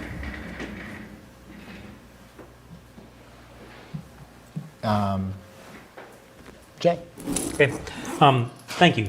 So. Sorry, I didn't, I just got caught in the connection. Okay. Sorry, Allison. So I just think that, just to close out, I think that process is, where we could have gone in, because I do fear for some of the people that will be impacted economically from making this decision. And it won't be one that's taken lightly for some families. So I just wish, because this is the biggest override in 30 years, 15, you add up 15 years and that equals this one override, just to put that in perspective. So, it would have been great to maybe have looked at the number and did a little bit of deeper so that it just maybe didn't impact. So it made it a little easier for people to make the decision for the override or not. And I do look to our elected officials to be thinking of, not just a no position, getting rid of all these positions, but what can we do? It would be an override in June. We're going to fight for that because we know, and maybe it's a lesser number, but, and I understand maybe that's not the tactic that's, beneficial to the process of for the community, but it is something as a parent would do in the schools that I want that to happen if this does it, and maybe it's just a little bit more of an evaluation and it's a little less, but I appreciate all the work that's done. I have, many years of seeing this process, so it is challenging to see some of the work kind of not quite there yet. But I think we're on the right track for sure. It's hard to, to have full understanding with such a high amount. But so yeah, that's just my viewpoints on it so far. Thank you, Allison. If I just make a comment, look back to some traditional, just your point about the part-time people. If you look back, Warrant Committee, historical warrants, the schools would frequently cut those types of positions. Okay, so you're talking 2012, moving forward, you would see the cut of positions. So it's not, as Allison said, every position is important, but it has been done in the past. And positions have been identified that were part-time or, some other type of position that wasn't full-time would be cut. So I don't know, I look back, I just noted that, positions that have been cut in the past. It was sometimes these unique ones that weren't necessarily full-time science teacher or math teacher or something like that. But like I said, I just wanted to throw that out there. Jay, the floor is yours. Okay, thank you. So when I look at this, I don't look so much at individual positions. I feel like, how can I add value? if we're talking about individual positions in schools, I don't think I add a whole lot of value in saying, well, can we look at this one? Can we look at this one? So what I'm looking at is the total school budget and how that relates to the total town budget. So no surprise to anyone, I've got I was going to share my screen. Karen, can you let me share my screen?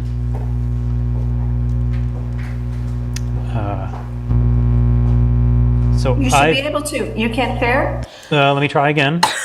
Sharing is not turned on. The host is not allowing sharing for this webinar. Okay, give me a second. I don't know why that's like that. Okay.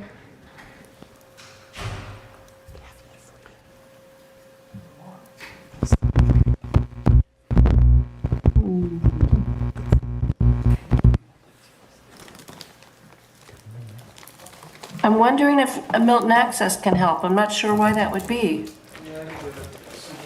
Okay, thank you.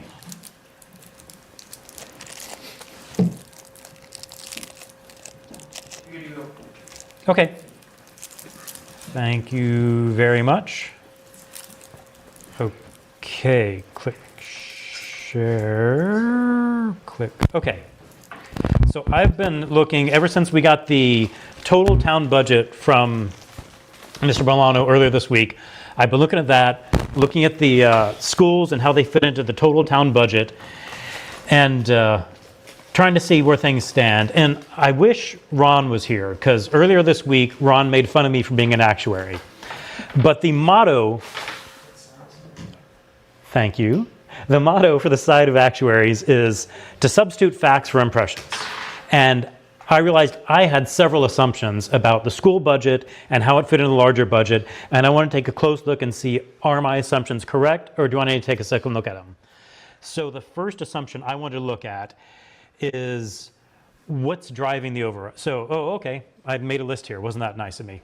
The three things I'm looking at is what's driving the override? Why are we having this? Is it mostly because of the schools?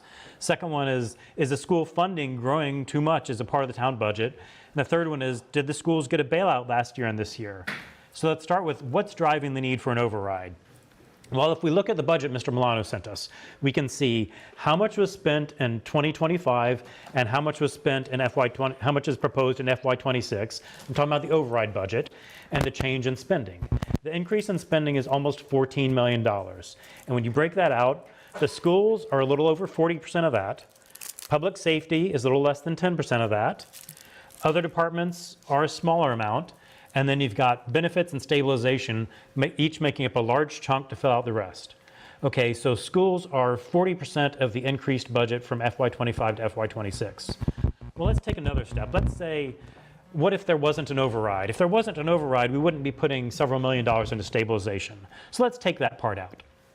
All right, if we take out the stabilization, well, then what's left? The increase, a little more than half of it is due to the schools.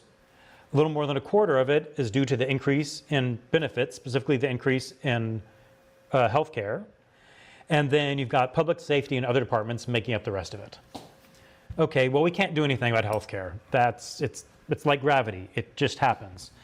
So when we look at this, what I'm seeing from the last slide, what I'm seeing from this slide is schools are certainly a significant part of the increase in the budget, but they're also certainly not the only driver. Let's move on to the next slide. Let's take out the employee benefits. Let's just look at what I'll call departments. Ignoring things like healthcare, just the departments. How is that spending going up from year over year? Well, the schools are at over 70%, 72%. Public safety, a little over 15%. The other departments, a little over 10%. Okay, so schools are clearly the lion's share there. Schools are the department that's driving the most increase from FY25 to FY26. But as we know, schools are the biggest budget. Schools are the biggest department. So is this growth, the fact that they account for, I have to speak properly, the fact that they account for 72% of the growth, is that out of proportion to the size of the schools? I'm going to look at the next slide. I'm going to talk about this for a second.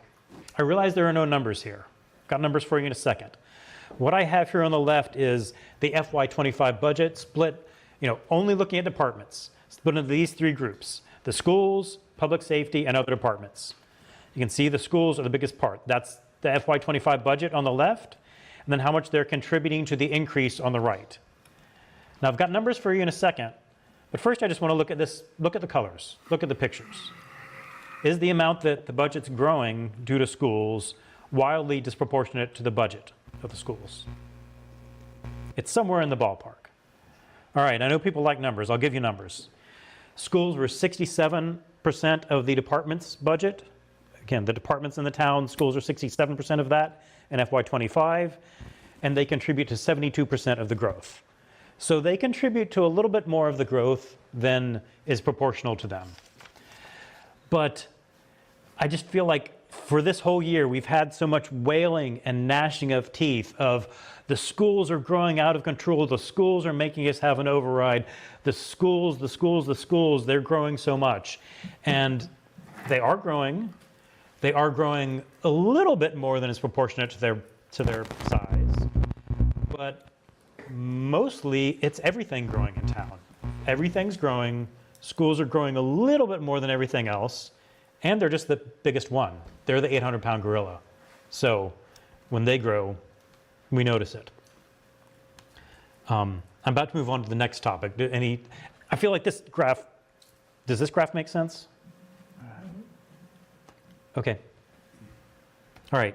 So the next assumption I wanted to look at, and this is something not only this year, last year, every year I've been on the Warrant Committee, schools are growing fast. The school budget is growing fast. It's growing fast because of requirements of special education. It's growing fast because of priorities. It's growing fast because of, for whatever reason, is it growing faster than the rest of the budget? Is it crowding out all the rest of the departments?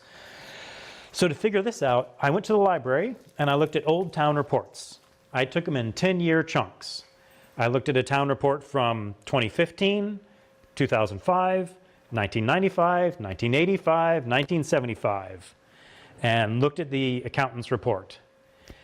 And what I saw was that if you look back over the last 50 years, again, I just looked at them in once each decade, over the last 50 years, Milton has consistently spent between 40 and 50% of the total town budget on the schools. And if this override passes, then Milton will be spending 45.1% of the budget on the schools.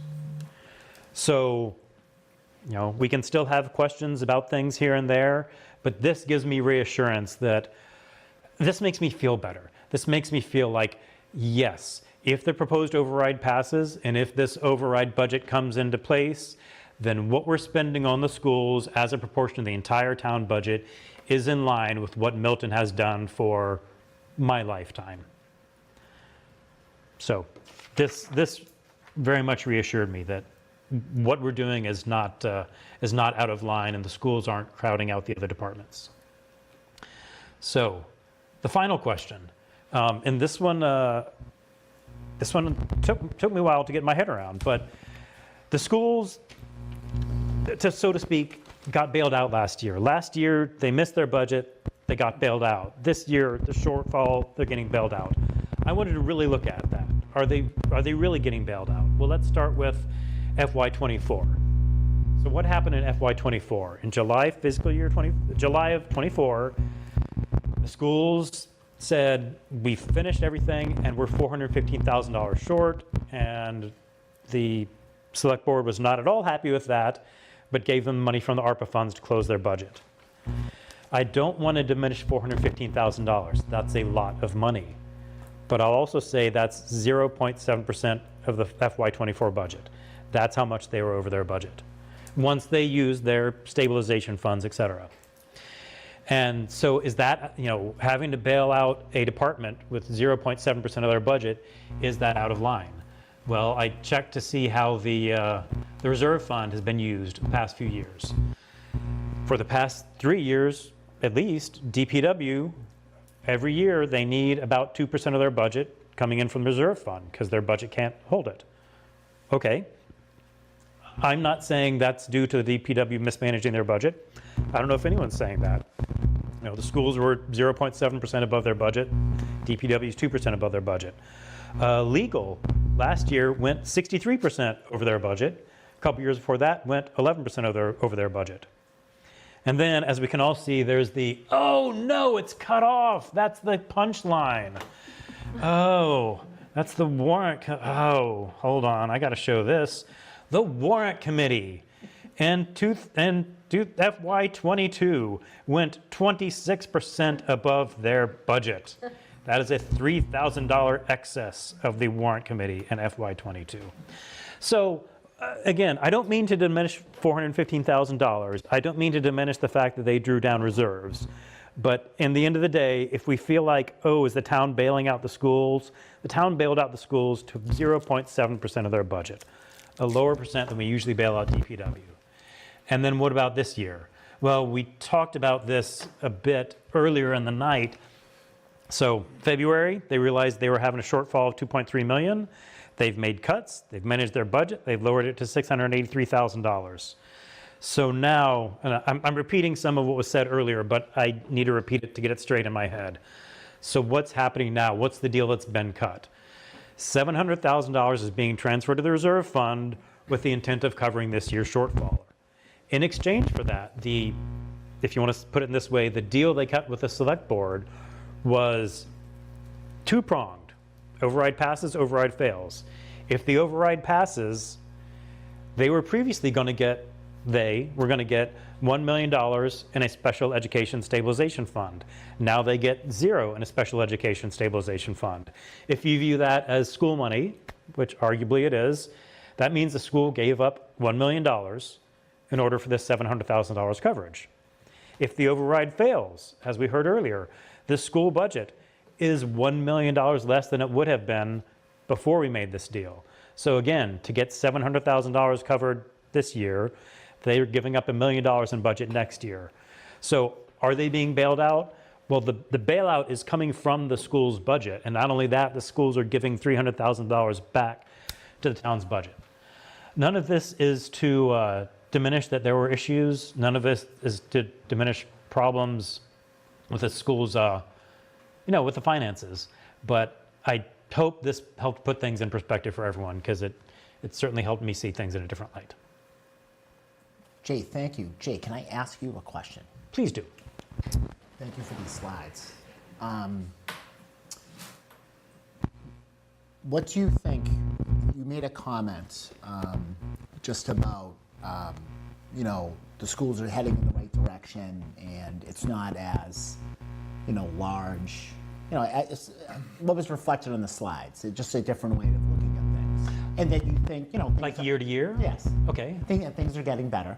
Or, but what do you think when, you're an actuary and I have a lot of respect for your control of numbers and just, how to characterize the situation from looking at those numbers, how to analyze them. What do you think went wrong at the schools? What do you think they did poorly? And do you have specifics? I'm not going to put you on the I don't spot. think I have any insight to add unless you have a more specific question. I don't think I have anything to add there. Okay. I only know what we've all heard. Okay. So it's just. I have a question. Thank you, Jay. Okay. Appreciate that. Yeah, Andrew? And a comment. And Jay, I always really appreciate the time you put in and giving us data points like the ones that you presented. And I'm really struggling with this whole article. And part of it is that while I acknowledge that they're great data points that you presented, and when I think about both the growth and the budgeted slide that you had, and if you don't mind bringing that back up, one of the problems that I have with that is that when we're going to sort of go from the 20,000 point view on a budget and then scale down, the things that we're not controlling for things like when I look at other departments and public safety, we're talking about large one-time capital expenditures.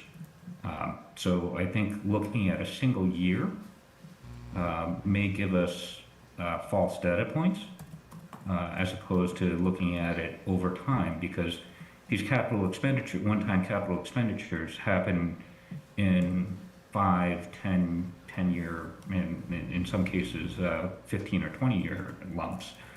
I will say I'm not including capital expenditures in here. Okay, It's the budget line items for. and I think that, and you already acknowledged this, but I want to bring it up again.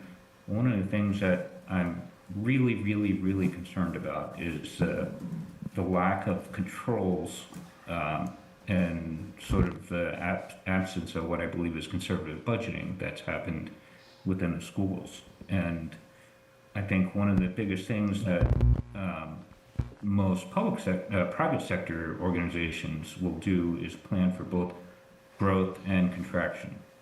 And my perception of what the school does is it's a one-way valve. It plans for growth and doesn't really have a plan for, or have a method of deflating staffing or needs when one-time funds disappear, et cetera. And so that sort of absence of what I believe is planning or smart planning really, really, really concerns me. And it's also one of the, and I guess you've already answered the thing about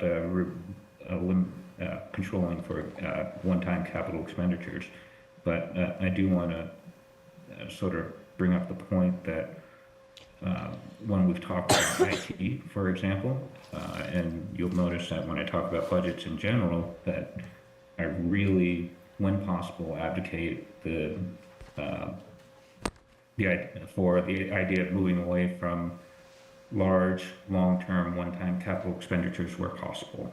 And so if you sort of extend that to human resource planning, it's the same thing where when there may be one-time needs or needs of unknown duration, I think they should really, really focus on ideas or plans such as 19-hour employees or other tactics that allow the school budget to both expand and contract. And as we know, an override is it's a one-way process. There's no way to go back from that. But that's really my only comments on this, and I still struggle with the whole article as a whole. Thank you, Andrew. Comment, anyone else like to speak to this article? Liz, welcome. Thank you. Just on that point, I wonder if anybody has information about if any other town departments used one-time or ARPA funds, because I remember being at a select board meeting, I believe it was last year, and there was a discussion about, it was last year, and I remember there was a discussion about the select board expressing concerns about their own use of one-time and ARPA funds. And so I don't doubt that the schools did that, and that does concern me as well. But I wonder if that was a more across-the-board practice, and if so, what measures are we putting in place to avoid that? I mean, I know we don't have those COVID-related funds anymore, but what other measures are we putting in place? I've seen what they've said that we're gonna do as far as the schools go. I don't know if that's enough or whatever. I like that there's progress on that. But as Jay sort of pointed out, there is sort of overspending. There are other budgetary issues. And so I'd also like to know, is that a practice in other departments or other boards and committees? And if so, what are they doing to kind of bring that in? Because I do remember this whole discussion last year at the select board, sort of saying that the year prior, they were able to bridge the gap with one-time funds. The year prior, they were able to do that. And the concern was raised that now there would be that cliff of no more ARPA funds because of COVID sort of being where we are now? And what were we going to do to address that? It's a good question. Amy, could you assist us maybe on that ARPA question? Thank you. Thank you so much for sticking around. The hot seat. So ARPA funds were utilized on both town and schools. I think what you're referring to was we used approximately $395,000 to offset employee benefits last year to help balance the budget.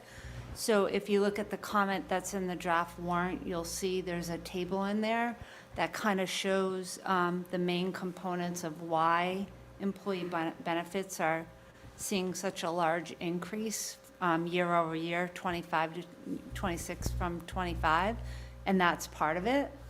As far as hiring people with ARPA funds on the town side, there's only one position that I can think of where that was done, and that was a mental health clinician for the police department. And that has since been absorbed into the police department budget. Chief King felt it was extremely important to have that type of position on staff. But other than that, you know, the Board of Health has some positions that are grant funded, not ARPA. But when those positions are hired, and also as well when I was at the schools and I was there for a lot of this, making decisions and advocating for ARPA funds to hire these positions, it was because of what the school department was seeing with the kids and what the town was seeing, that we needed help, and there was no other way to provide that for the kids. And I recall coming out of my mouth at that time, and Superintendent Jett at the time, like, we understand that asking for this is going to mean somewhere down the line we're going to have to make some hard decisions and probably go out to the taxpayers and ask them if they'll support keeping these if there's a long-term need. But at that time, the information we had when advocating for these types of things, we didn't think it was going to be this long, right? We thought if we get a couple years to help these kids get back on track, that would be a great use of ARPA funds. And Milton wasn't alone doing that. If you're following a lot of the other communities, they're having similar issues, mainly in the schools and their budgets with, they did the same thing because these kids needed help. And that was one of the eligible costs of that. So I'm not sure I really answered the question completely, but we've done it on both sides. But on the town side, the difference is we didn't really create a lot of positions, but because of the nature of the schools and what the kids needed, it wasn't the same on the town side. Thanks. Okay. So, and this might be a really broad question, I don't mean it to be, but the schools could use ARPA funds for specific purposes, right? For limited purposes. Like you couldn't just use it for anything. And anything that was approved for ARPA was approved by the select board. The request came from the school committee to the select board. It was publicly vetted, conversations were had, and nothing, ARPA funds were not used without approval of a board outside of the school committee. They couldn't just say we're going to use it. They had ESSER funds, which was different. What I meant was, I don't know, ARPA came from the feds, and were there restrictions on what you could spend it on? For? Yes. So the schools could use it to hire people. That was a approved use. What other, maybe you could spend half an hour answering this, but what other, were there other things ARPA funds could have been used on in the schools?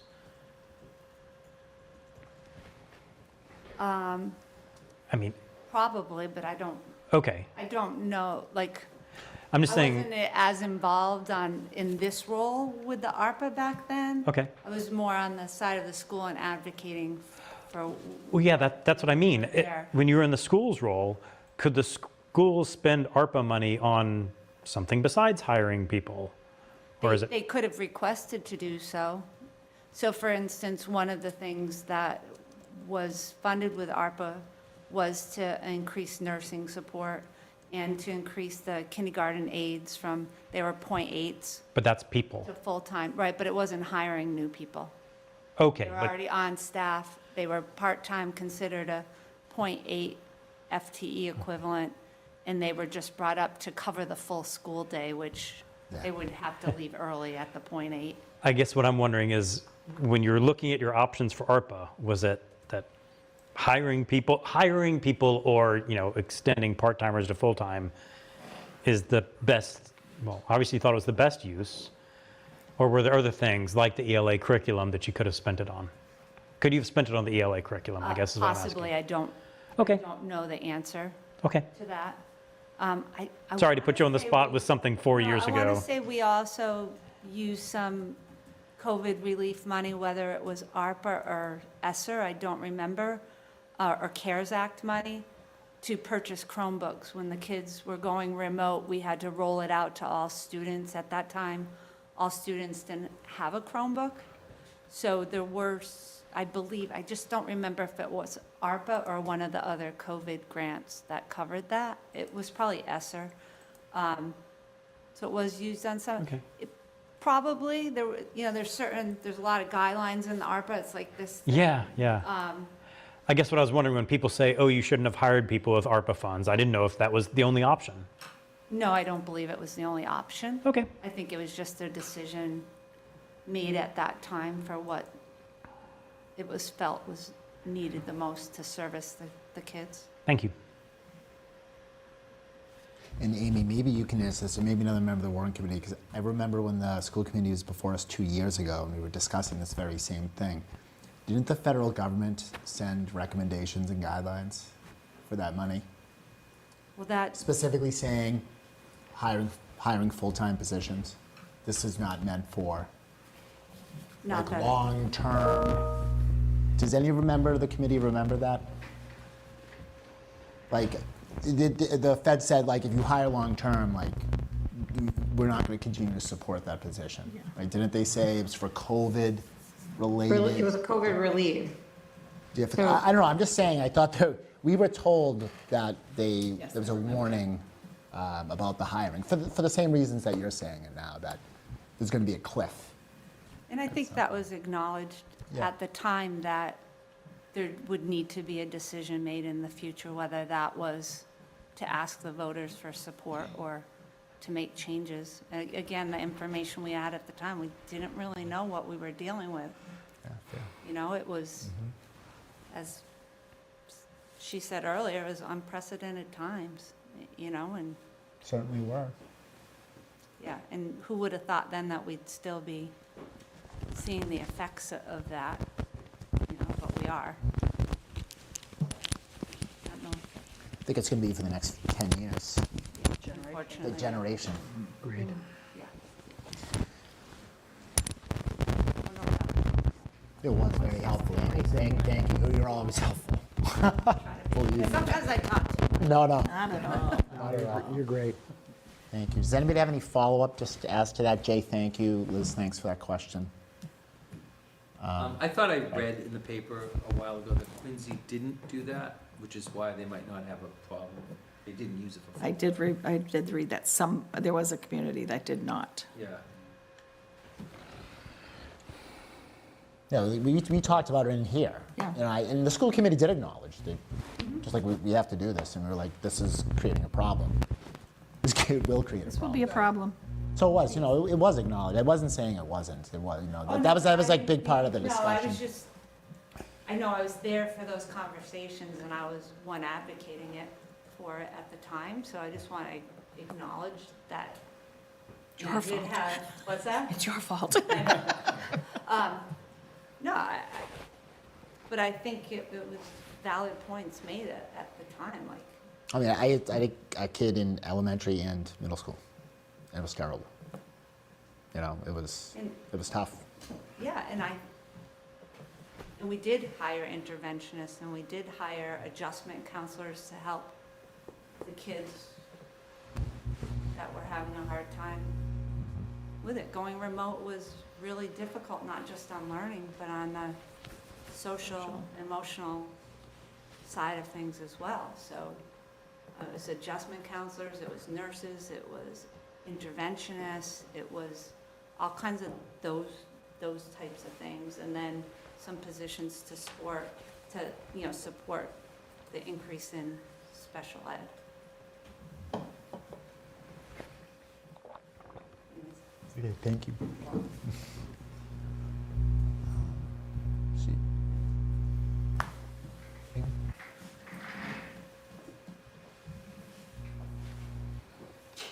Lori? Struggle. Lori, tell us the struggle. The struggle, I feel like, my personal struggle with all of this is You've lived it, when I from my perspective. joined the Warrant Committee, I was excited. The year that I joined, or was appointed, during that prior town meeting, there was a request to defund the schools at town meeting. And I thought, what is that all about? And I wanted to get to the bottom of it, of why somebody would think that we need to defund the schools. And I thought, I am going to try to get to the bottom of it and figure it out. And if there's an answer that's very clear that if this is what it costs to do this, I'm all in and I'll sell it. And my struggle over the last 3 years is that I feel like I can't get enough information, clear information. You want an Excel spreadsheet, and we don't have an Excel spreadsheet. The workbooks that are put together by Amy and the team, the town departments, are beyond so detailed. They tell us everything. There's 8 pages of information, and it's very clear. It's very transparent. And that, I think, is lacking on this, from the school department. And I can't wrap my head around or understand why that is so difficult. But it is difficult, and I still don't have an answer to why we can't get that. So that's one major concern. Back to what Allison had said, we've been asking for 3 years to understand the positions. What are the positions? It's been, I feel I've been hearing that we add. There's an issue, add a body. There's an issue, add a body. It's happening in all the schools. It's happening across the district. We add. There's got to be some redundancy at some point. We have to understand what everybody's doing. I asked this year, I said, let's start with the org chart. That should tell us something. There's no org chart. I'm like, how can there be no org chart? So I haven't gotten the level of detail or the information. To Allison's point, we haven't seen or understood that a complete review has gone on of all the positions within the schools to understand what everybody's doing. We have preschools in a couple of school buildings. Why aren't they in one? And maybe there's a very logical answer, but I don't have it. And why, if they're in more than one, why wouldn't they be one in every school? So that you're in the school of your district. Is there any efficiency around that? It's questions like that that seem, it's like an I don't know if it's an operational audit. It's just a review. Andrew even talked about it with like processes and procedures, but it starts from the bottom up. What's the foundation? What are we doing? Who's doing what? The core are the teachers, in what classrooms, and then what is the support around it? And to go through and really take the time to reevaluate the 631 positions that we have, I feel like is something, given what's been going on. COVID is a problem, and there may very well be a logical answer that's clearly explained, but the clear explanations are not available. That's, I think, my biggest problem. It's not transparent enough to me about the schools, the cost of the programming. It came up yesterday. One of the savings to get to the $600,000 shortfall we're going to have was the NEC program. It's a special ed program. $350,000 we're going to save. Well, I was in the finance subcommittee meeting, and then there was discussion about the program. And then Katie said, well, or Peter asked Katie to discuss what that's going to look like now. And in going through and understanding the components of that program, it seems like the cost of the program, when we take it away from the NECC and bring it in-house, we're probably not going to save that kind of money. It's less. So we're making an assumption on this is what it's going to save us, but we don't have the details. We don't know what that cost is. So to me, that was just like another indication of, do we know what any of the components of the school is costing us? And have we looked at all the positions? Have we looked at redundancies? I can't even remember the position. There was a position I saw today in one of the schools, and I thought, why would we have that here when we don't even have those things going on here? So maybe it's an error on the website, but I don't have the org chart to check and see where these people are. So I struggle with, that would be the baseline. And I'm excited to hear, Katie has been great and done provided us a lot of information. She went through the fees the other day. But she's only one person. She's one person, and this situation is not a one-person situation. It's not a two-person situation. There's many people involved. So the fact that everybody keeps saying, "Oh, Katie is here, and this will be great," but it can't fall on her. We need a superintendent who will support her and the decisions and create processes so that we have processes, hiring processes, purchasing processes. That has to happen, and schools have to live within their budgets. Tom referenced going back to old Warrant articles. I went back 15 years and found a lot of examples of, we are eliminating assistant principal positions. I don't know what the job of an assistant principal is. There's a lot of kids in the school. It's probably valid, but positions were, and that struck me because of the position that it was. Positions were eliminated. There was no discussion of eliminating positions. It was what part of this budget can we cut? Thus, that was a big number that we thought we could cut. It turns out it's not. Cutting positions is not in the realm of possibility. And now we're to this point that it's substantial, and it is a lot of positions. That's, 75 positions they're looking at cutting is a ton of positions. Yet, that's what we hired in the last 3 years, or 6 years. And I think there's probably a valid reason for a number of them, but maybe there are some that we don't need to continue to have. I don't know. Again, the review does not seem to have happened, and for me, that's a struggle. And it was $3 million of ARPA funds spent, and it's potentially not sustainable if this override doesn't pass.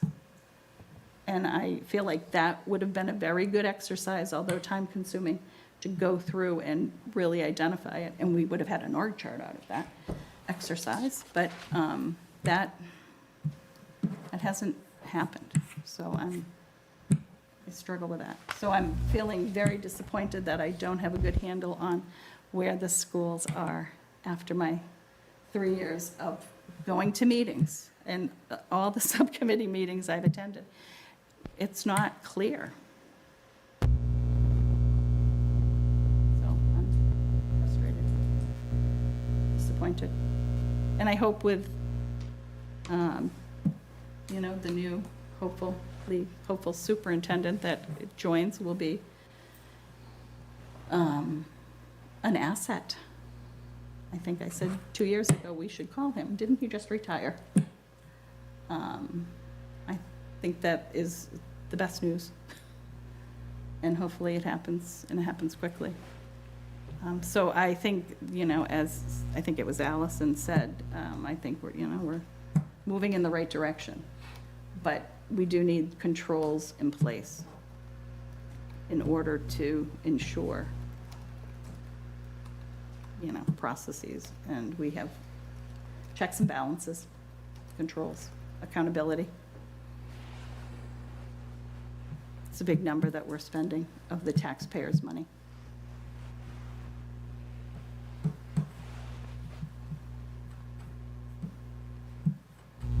Thank you, Lori. Anybody, any follow-up or any additional comments or questions?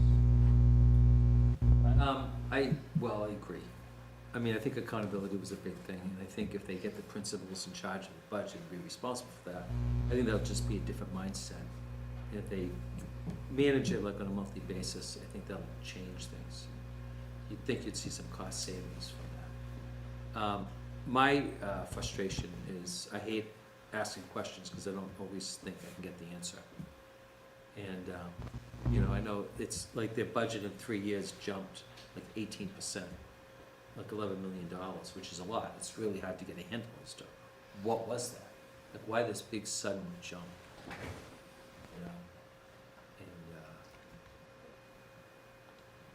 And it's and something happened or something changed. It's not just all operating. No, that's true. And I think it's also difficult because of the revolving funds. So trying to determine what's coming out of the revolving fund based upon the spreadsheets that we see. What's the expense versus what's getting booked against coming out of the revolving fund. Which is dangerous. We just voted for another one. That's right. But here.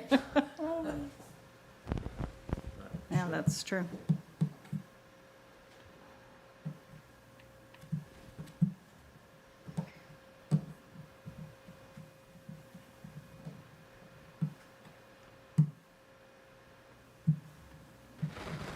Anybody have anything else like to mention? I do kind of think it's the definition of irony that if the override doesn't pass, Katie's position will be eliminated. Katie's position? Really? Isn't she? I thought that was on the list. No, she's being, I think she proposed a pay cut. Assistant superintendent to director.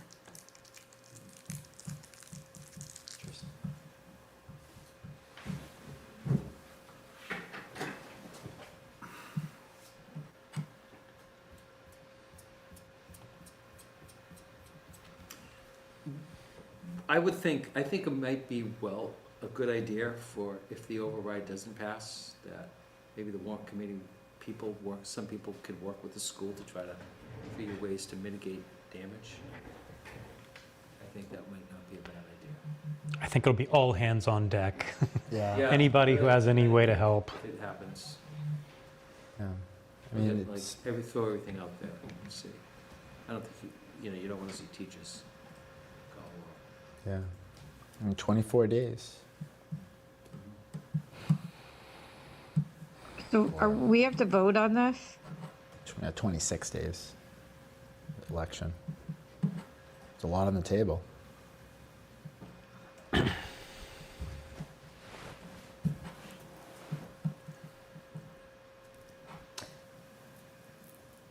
Does anyone not know how they want to vote on this? I don't think we should have to vote. I don't understand if this is not for town meeting, like why we are voting if this isn't, like this is a town election vote. This isn't. We're voting for a contingent and a non-contingent budget.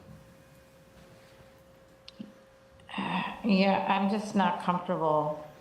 I mean, I'm with voting for prior to what the town votes on the budget, to be honest. I think I would abstain from voting. I'm not okay voting for a budget that the town will decide on. And if they decide for an override, then I can have a perspective of agreeing to that budget. If they don't, like, I'm not gonna, I can't, you're not voting on a budget for, if it passes, you're not voting twice, you're voting for one budget. Thank you, Allison. Anyone want to talk to Allison's I have comment? my hand up. Judy, and then Jay. Oh, thank you. In regards to Allison, I feel how you, I understand how you feel about, but every other town department is in the same situation that we voted on, that there was a no override figure for their 26 budget, and there was an override figure for their 26 budget. So it's my understanding how this will work, and please, somebody jump in, that, so the town votes on the 29th. There will be a decision. That decision will actually pick the number that town meeting will approve for the budget, for everyone. Because it's baked in that the vote on the 29th will determine which column of numbers gets approved for every town department, including the school. So it would seem to me that the school is no different in this regard than the other budgets that we just voted on. And I know we went late some nights, but I wasn't that tired. I think we voted on every budget there was, saying yes, with the understanding that the determination of the column of numbers will be determined by the vote on April 29th. Is that what others see, or am I off? I agree, Judy. I don't understand why we wouldn't vote on this one when we have voted on all the others. Oh, sorry, Jay. It's just a matter of, and I know that school is the biggest number that we've had before us in the last week and a half. We've been looking at the numbers for longer than that, but down to crunch time of voting, it's, you know. Well, the only thing is that, let's say the override passes, which then as a person evaluating the override amount, you know, like, or the positions, like similar to what we did last year, it's a different mindset of saying that, like, you know, I would look at it differently as somebody voting on it, because this is basically a vote for kind of the mentality of like what the override passing or not passing. When the override passes, or if it does, like you're looking at the budget differently, like we did last year. Like last year, we nitpicked a little bit more in the sense of like, you know, we didn't agree. Even in the last hour, they added positions at the end, where like this isn't the ability to look at the budget for that amount. You know, like it's a totally different scenario. I mean, I understand your point of we agree to the other ones, but the seeing how the schools is so big and there's so much more, it's so much more detailed. It changes the comment. It changes everything. But as we discussed, we should have been cognizant of both columns of numbers. And if I posit it this way, if either one of those columns is problematic for your consideration of a yes vote, then the vote should be no. That's the option. To say no, based on one of those columns didn't jive right for your understanding or acknowledgement of the budget with either one of those columns. And a no is okay. I don't know. It's how I see it. Now, so if you feel as though the column that has the override numbers is a problem, and it's too big, or just not where you think the budget should be for 26, then a no vote would indicate that,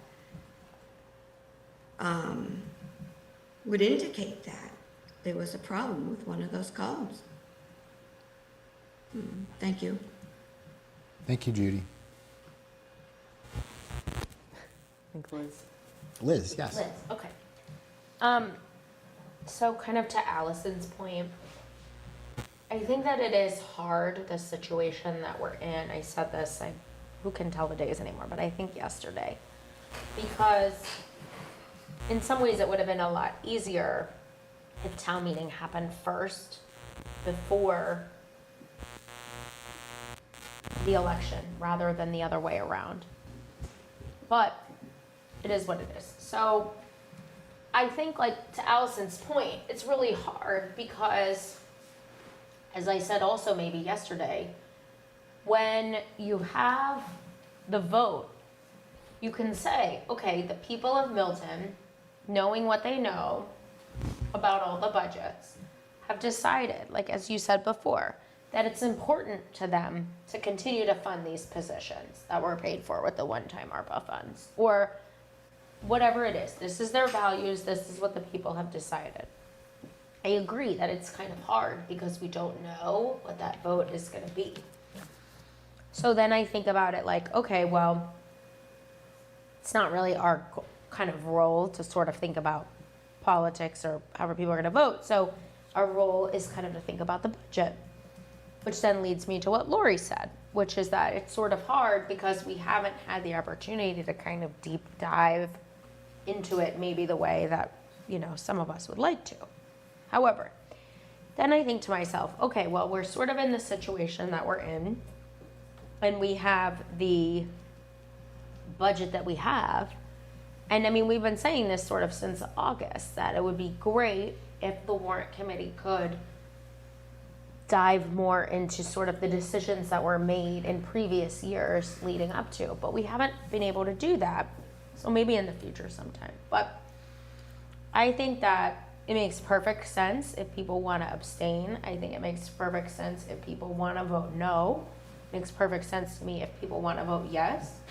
I think that we have the contingent budget, and we'll explain in the comments sort of, because we don't know how the people of Milton will vote, and it's not really our role to say sort of our own personal opinion, I guess, about it,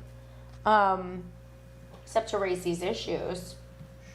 I feel comfortable voting now, I guess, is my long way of saying that, but I want to acknowledge what Allison's saying, because I do think that it's problematic the way that it was sort of scheduled, and to Lori's point, not having all the information that we might like to have. But we're in the situation that we're in, so I'm happy to vote whenever people are ready. I guess it's my long-winded way of saying that. Thanks, Liz. Lori. I would just like to share on the record, the Brockton had a budget deficit of 18 million a number of years ago, and this is their audit report, and these are the recommendations that seem to apply, so I'm just going to put it out there. The school finance department should build its budget based on actual expense information from prior years. The school finance department's budget must be more detailed and transparent. The school department should maintain a human resources personnel system that accurately tracks employees by location, position, and funding source. The school department must track spending relative to the budget approved by the school committee. The school department's, that's not relevant. The school department must share key data throughout the fiscal year. The school committee members should undergo annual budget and finance training. Seems like it'd be good. The school committee must, as required by mass law, approve vendor and payroll warrants. They do approve those warrants. I don't know that they approve them individually. Like, I don't know what they look at, or if it's, here's a stack of invoices that is 100,000, pay it, yes, I approve it. Or if they go through them one by one. The school department should be led by a superintendent with a financial background and prior experience managing a large-scale organization. The school and city finance departments should be consolidated. The school department and city must bridge the artificial divide between the two systems and work collaboratively on school finances. The city should engage a certified public accounting firm to conduct a periodic review of the school department's processes, protocols, and internal controls. The city should appoint an ombudsman to allow city employees, school department employees, and members of the public to anonymously report issues affecting the financial and organizational health of the city. So I'm not sure to what extent we need the audit, because now we know what to do. Just Well, Lori, food for thought. well, those are all things that we have, the schools and others who have been in front of us have mentioned. Some of, if not all. No, but And I think a lot of that could go in a comment, regardless of the way our vote goes, Yep. to add that color from all of our discussion. I buy it. Yeah. And the only other area that, I mean, I brought up some, ideas of savings and kindergarten and whatnot, as Brian was talking about today. But the other issue that we didn't really discuss was residency. And I know we had a new policy. I asked about it, I think there's more information, I think, that could be shared that I have not seen. Again, I had a list of questions that Peter was supposed to go back to his office and get me, but he didn't, so. I think that is another area that should be reviewed and looked at. There's savings there. I mean, my kids knew. Kids that were pals of theirs that lived in Quincy. That's something that should be updated, because I've seen other towns' policies and they're firmer, it seems. They have updated it since last year when, They did, yes. They have new? When I saw it, mine was old. But and I think every 3 years now? Yeah, they have, it's like kindergarten, 3, 6, 9. So they added third grade. Yeah, I just want to mention that, and I know the residency, but, I went to Milton Public Schools, and it was a problem when I was in school. And we knew kids, we kept our mouths shut, but it happened. I remember at the same time, kids were trying to get into Latin school in the city, So it happens. I think there are some savings there. I agree with you, Lori, on that issue. I'm glad they updated it. Yep. Glad Dr. Burrows, when he came in, he really kind of took it, which was a good thing. I don't know. That's really all I have to say to that issue. But I think that goes to the overall transparency, which Mark and the committee had indicated that they're going to be working on Right. moving forward. So on the school's website, the residency update is 2012. And then there's another policy that says it's 20, okay, I'm not mistaken. It says 2021 it was updated, in 2015, but they updated 2021. What was that? More recently than that. Yeah, so it's not on the website. But it's executed. I mean, I just had to do it for my rising pre-K-er. Again, it's happening, even if it's not publicized on the website. you can tell because town hall's is really busy that day. Everyone grabbing their old excise tax bills, and you walk in there registering for school, right? Kindergarten registration due tomorrow, as a reminder. Public Everybody service watching. announcement right there. Public service announcement, kindergarten, actually, yes, tomorrow. I hope there's a late fee on that, too. I don't know, then you don't get kindergarten registration at the kindergarten near you. You might get sent to a different one.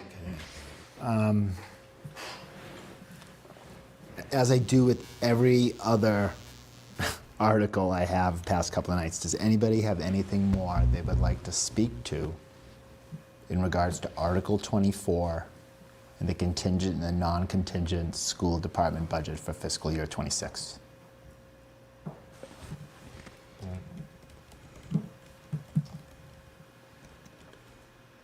I'm going to say it's going to be interesting to see what happens next year. I was just gonna say that. I was gonna say, wait. I have one more don't thing. say it maliciously No, I wanna be excited. at all, but it's going to, it's the rubber's going to hit the road. I wish I had another year, because then I would be here to see all the good news and report that I am fully in support. I fully back it. I've been convinced. That's what I want to say. It's not a hard 3 years. This is the worst. No, I just mean technically 1-year terms. Yeah. Reappointed every year. There you go. Doesn't mean you might not be done yet, Lori. You're going to have to find another ride. I'll drive you home, Lori. Clarity. Sure.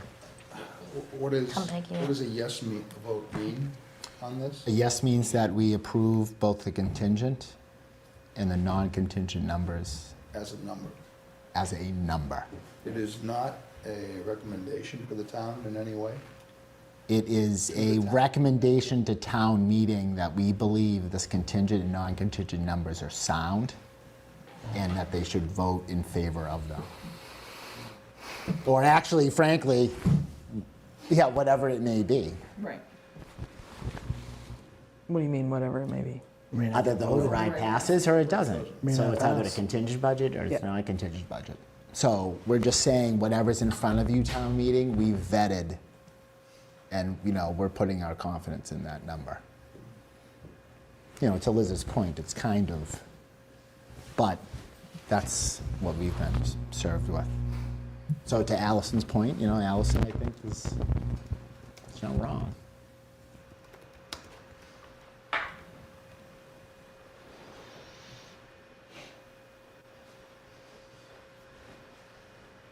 Let's do this. Was that? Oh, I said you want me let's to make do a this. recommendation? Oh, all right. Are we ready to vote? Is that? You want me Well, to? am I failing the committee? I feel like this has been a process that started with me in June, and everyone else in August. So I don't know. If I'm not forcing anything, I've posted for Monday. Ready. Steve, make a motion. So I'm saying the committee feels like now's the time to make the decision on this. I'd say I would agree. You want to pulse the people on Zoom, make sure they're ready? Is everybody ready on Zoom? Yes? There you go. Okay. Okay, we have Judy. Is anyone else on Zoom? Andrew and Allison. Andrew, Allison. Allison? All right. Thank you. All right, we're ready to rock, I guess. All right. Okay, do I have a motion? That's Article 24, School Appropriation, Fiscal Year 26. Sure. Make a motion to vote yes on Article 24 for the non-contingent recommendation and appropriation of $1,363,747 and a contingent recommendation of $52,000. Sorry. You read The schools? 24. 24? I'm sorry. Am I on the wrong one? It's like, did I hear one? Schools are 1 million? 67. Article 24. That was like the 1975 We budget. solved all their problems. All right. A new 24. Would you like Old- to? Go ahead, Jim. Why don't you do it? Old 25. Okay. I will make a motion that we approve the. Well, you talked over me, so go right ahead. Make a Sorry, recommendation. man. It's all right. Just good protocol. Keep going. I'm sorry. It's all right. I make a motion that we approve the school's budget in a non-contingent amount of $67,233,608 and a contingent amount of $5,640,306. Seconded. Seconded by Julia. Thank you all.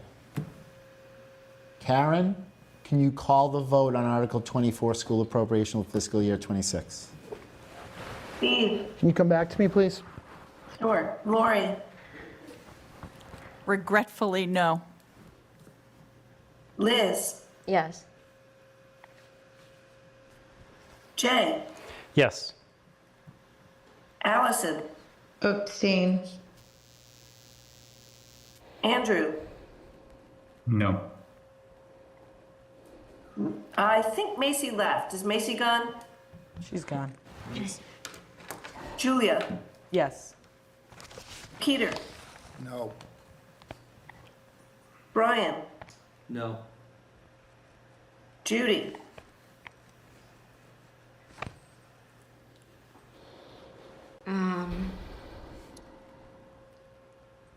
I believe I will abstain, please. Is Steve? Yes. Tom? Yes. The motion carries. You have 5 yes, 4 no, and 2 abstentions.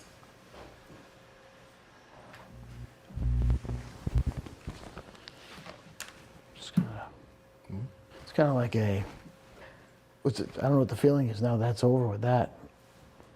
It's a big one. Great job.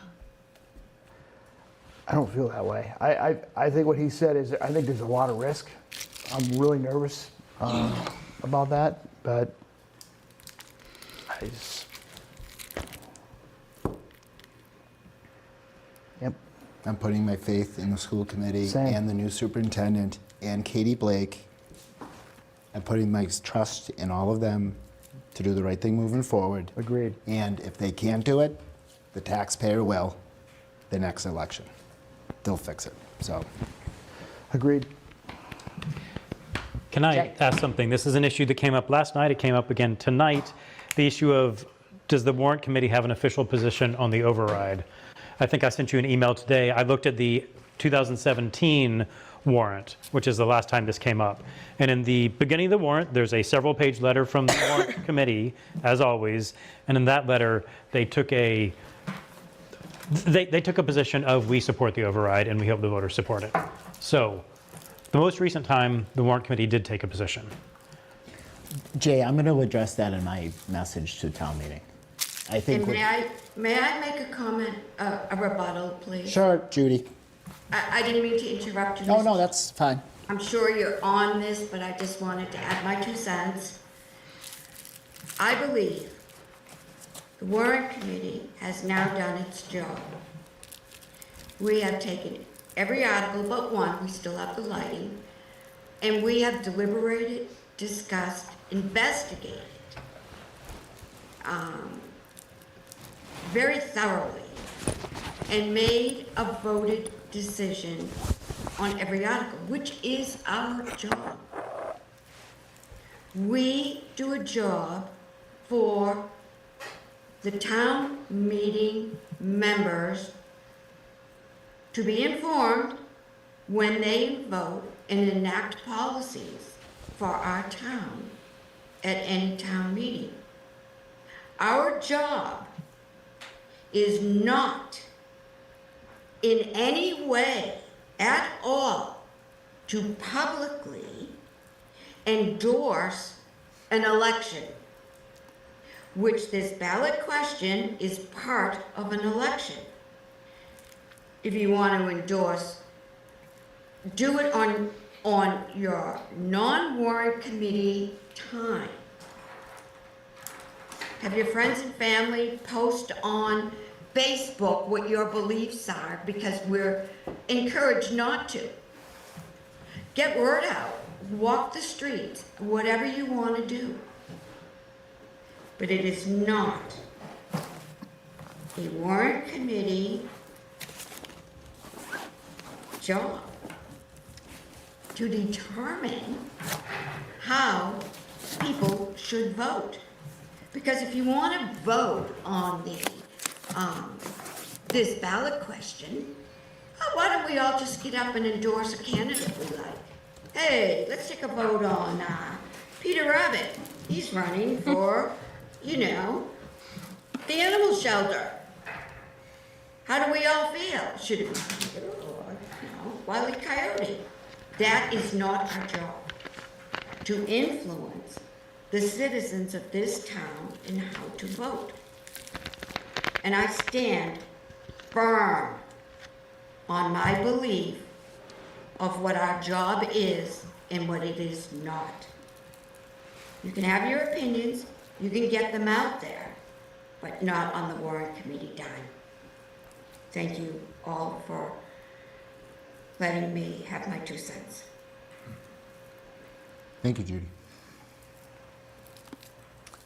I understand that sentiment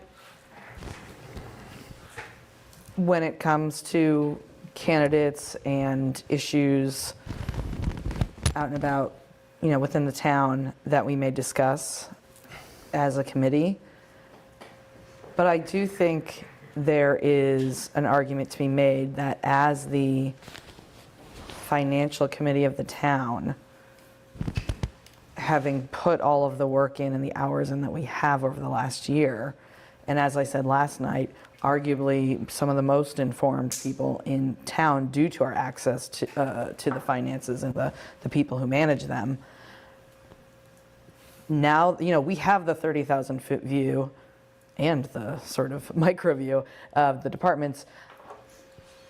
I don't think it's unreasonable of us to say, based on what we've learned, and that may be impossible because we may not have a united opinion on that, but, I don't think it's unreasonable to say, as the finance committee of this town, based on what we've seen, and learned over the last year, we do or don't support the override. Because it challenges our private vote. If we're on record as voting at the Warrant Committee, it somewhat negates our citizen right to cast a vote at the ballot box. Mr. Milano does not indicate to us or into the public. They don't take all the finance people at town hall and ask them to unite and let they present the facts. This is what's going to happen if we don't have it. This is what's going to happen if it does not pass. We work for town meeting. In a way, because town meeting represents all the citizens in the town, we passively work for the citizens. However, our job, and I will shout this from the rooftops, it is not our job. I know it seems like it's a very important issue. And, citizens may look to us as individuals and as a committee for guidance. However, all the information that we have has been made public. Go to YouTube or wherever they're flashing these videos that we're all talking on. Do your research, preferably not through Facebook, where opinions are, they're out there, and they're amusing if you really want to get away from the New York Times for a few hours. I stand firm, and I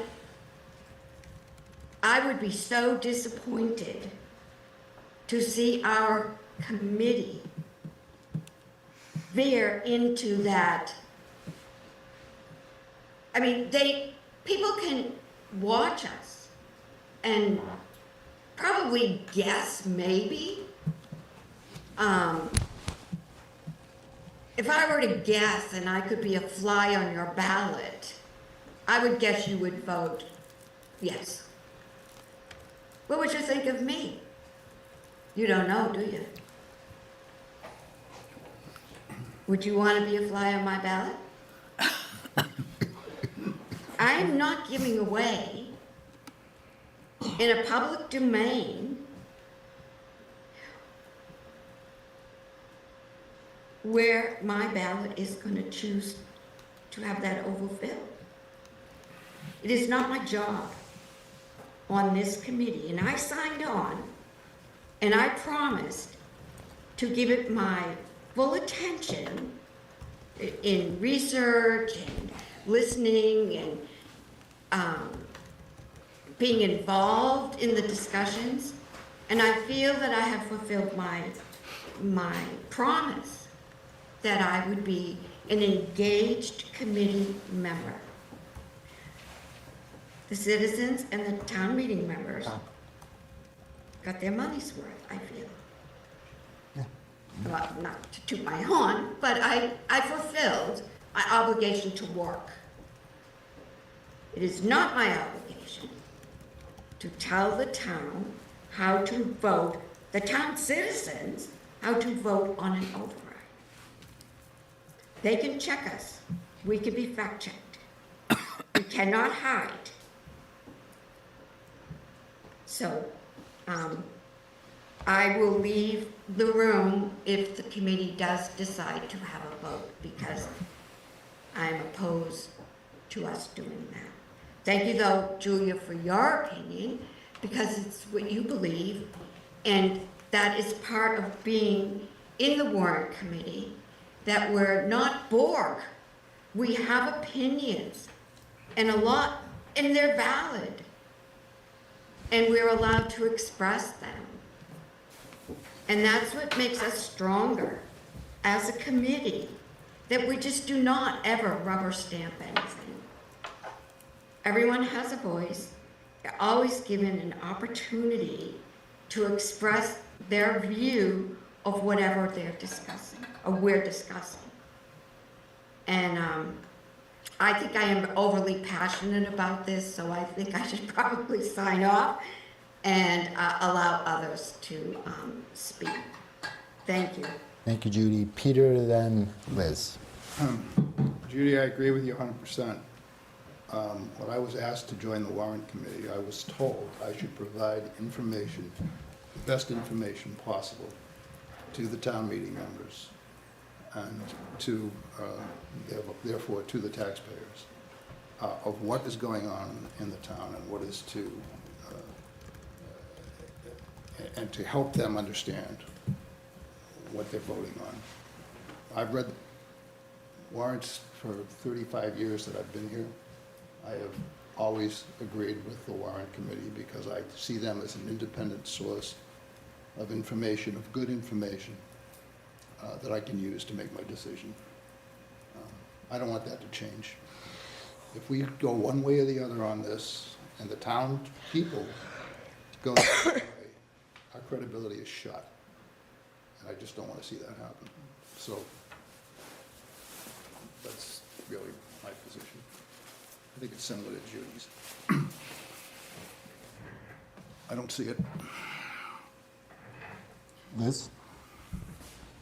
Yeah, so, I mean, by and large, I agree with Peter and Judy. I mean, I think the hard thing is that this is a budgetary question, and we are the Finance Committee, so it's sort of hard because it's kind of right within our wheelhouse. However, I also agree at the same time that because it is a question that's going to be on the election, that everybody needs to make up their own mind and not have this committee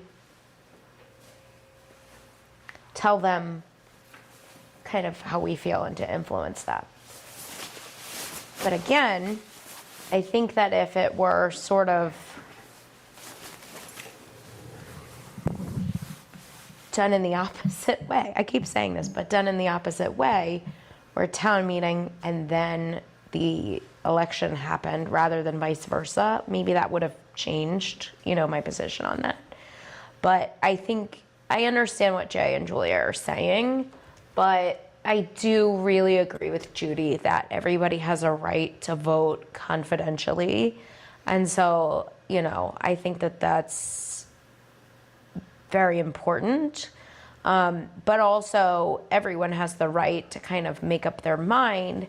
I think that people can get the information that they need from the town's website or wherever else. But it's hard for me because this is a budgetary issue and we are the Finance Committee for the town. But nevertheless, on the margin, I agree with Judy and Peter, so I would prefer not to weigh in my personal feelings about it. Steve, sure. Way, and I agree with Peter, with Judy, and with Liz. I feel like we've fulfilled our duty.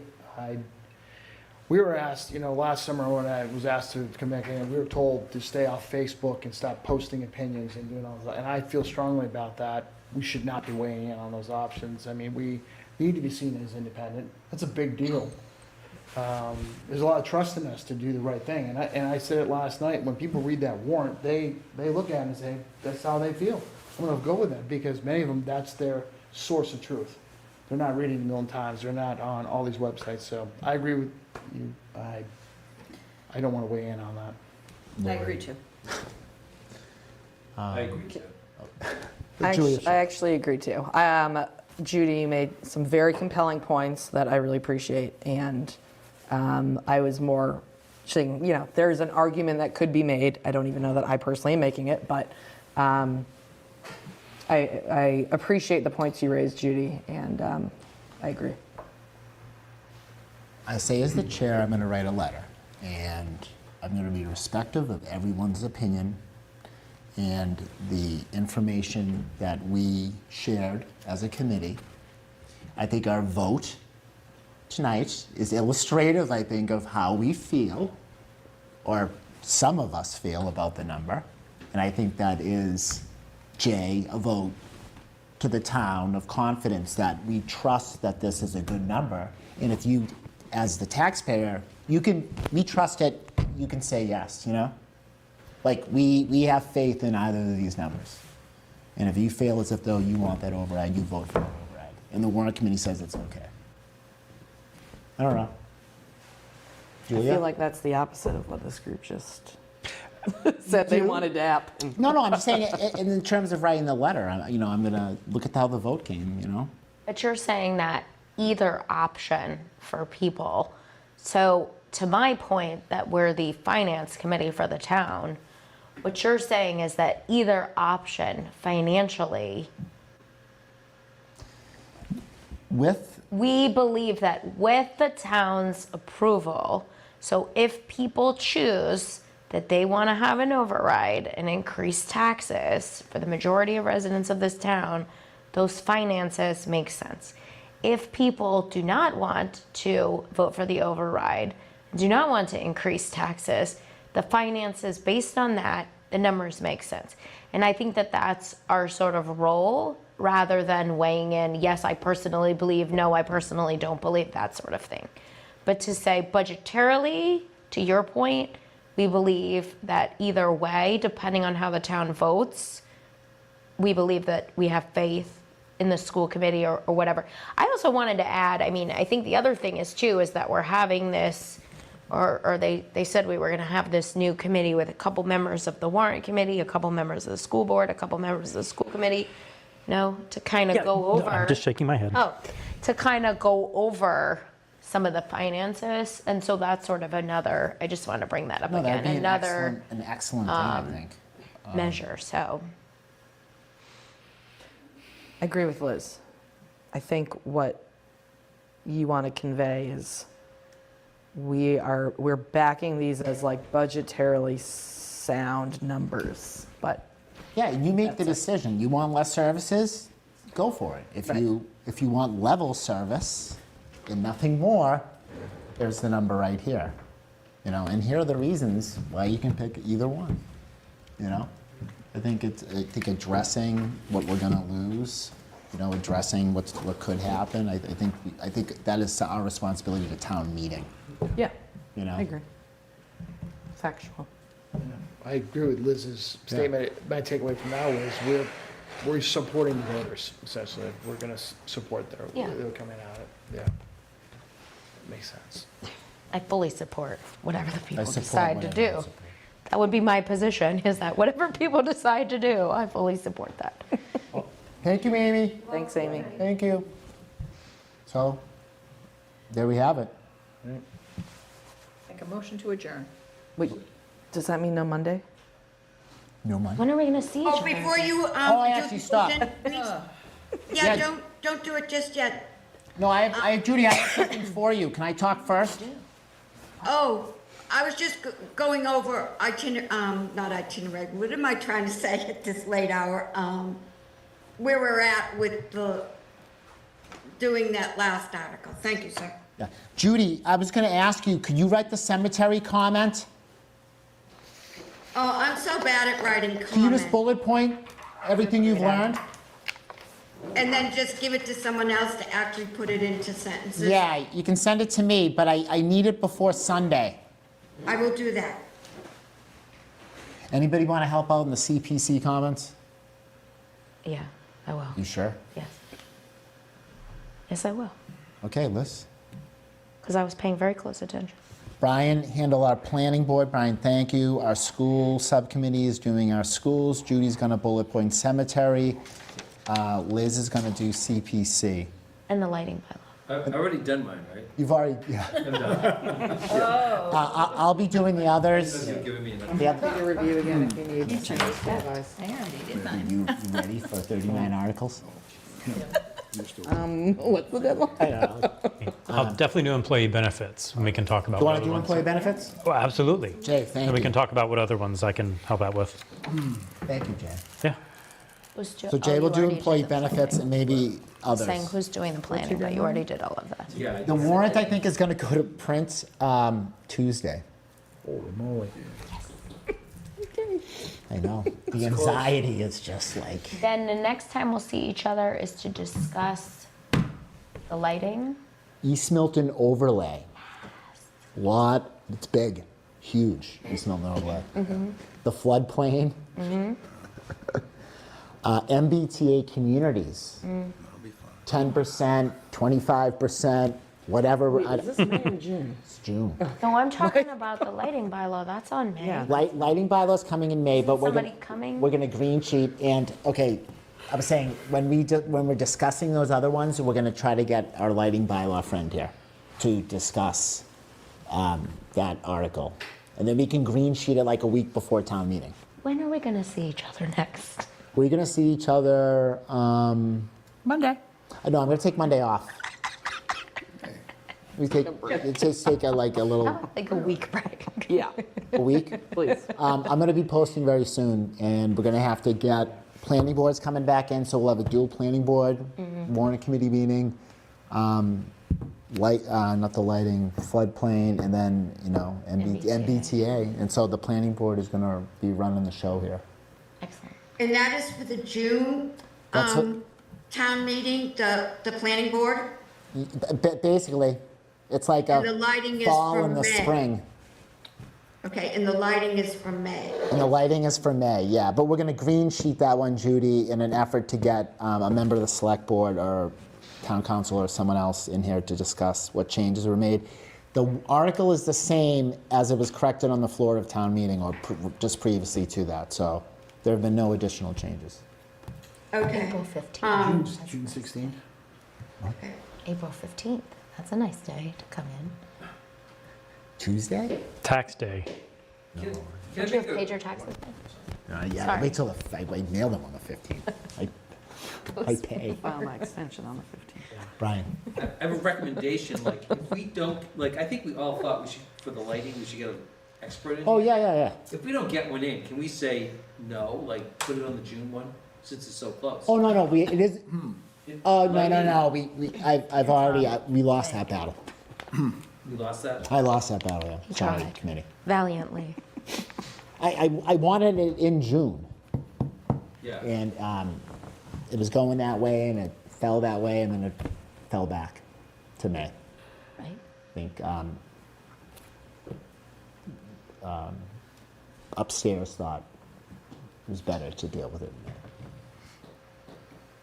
Who are you pointing to upstairs? Just upstairs. Just in general. Yeah, Upstairs just people. upstairs. The second floor. I don't know. Thank you. So what's the date? For our next meeting? 14th. Yeah. Probably the 14th. Is that next week? Take a week off. No, it's the following week. And then the week after that is school vacation. And the week after that is nothing. And then the week after that is town meeting. Lovely. Okay? So we're not meeting till the 14th. 14. Not going That's to what meet I till the just. 14th. What day is that? It's a Monday. It's Monday. Motion? I thought you moved out. I think we did. Came up. I made the motion. You might have to do that meeting for me. Okay, then I second it. Second it? Okay. Motion to adjourn? Oh, did. I said Motion that. second. Seconded. No, I made the motion to adjourn a All- long time ago. All in favor? Aye. Aye. Aye. All opposed? None. Thank you, Warrant Committee. Thank you, Town of Milton.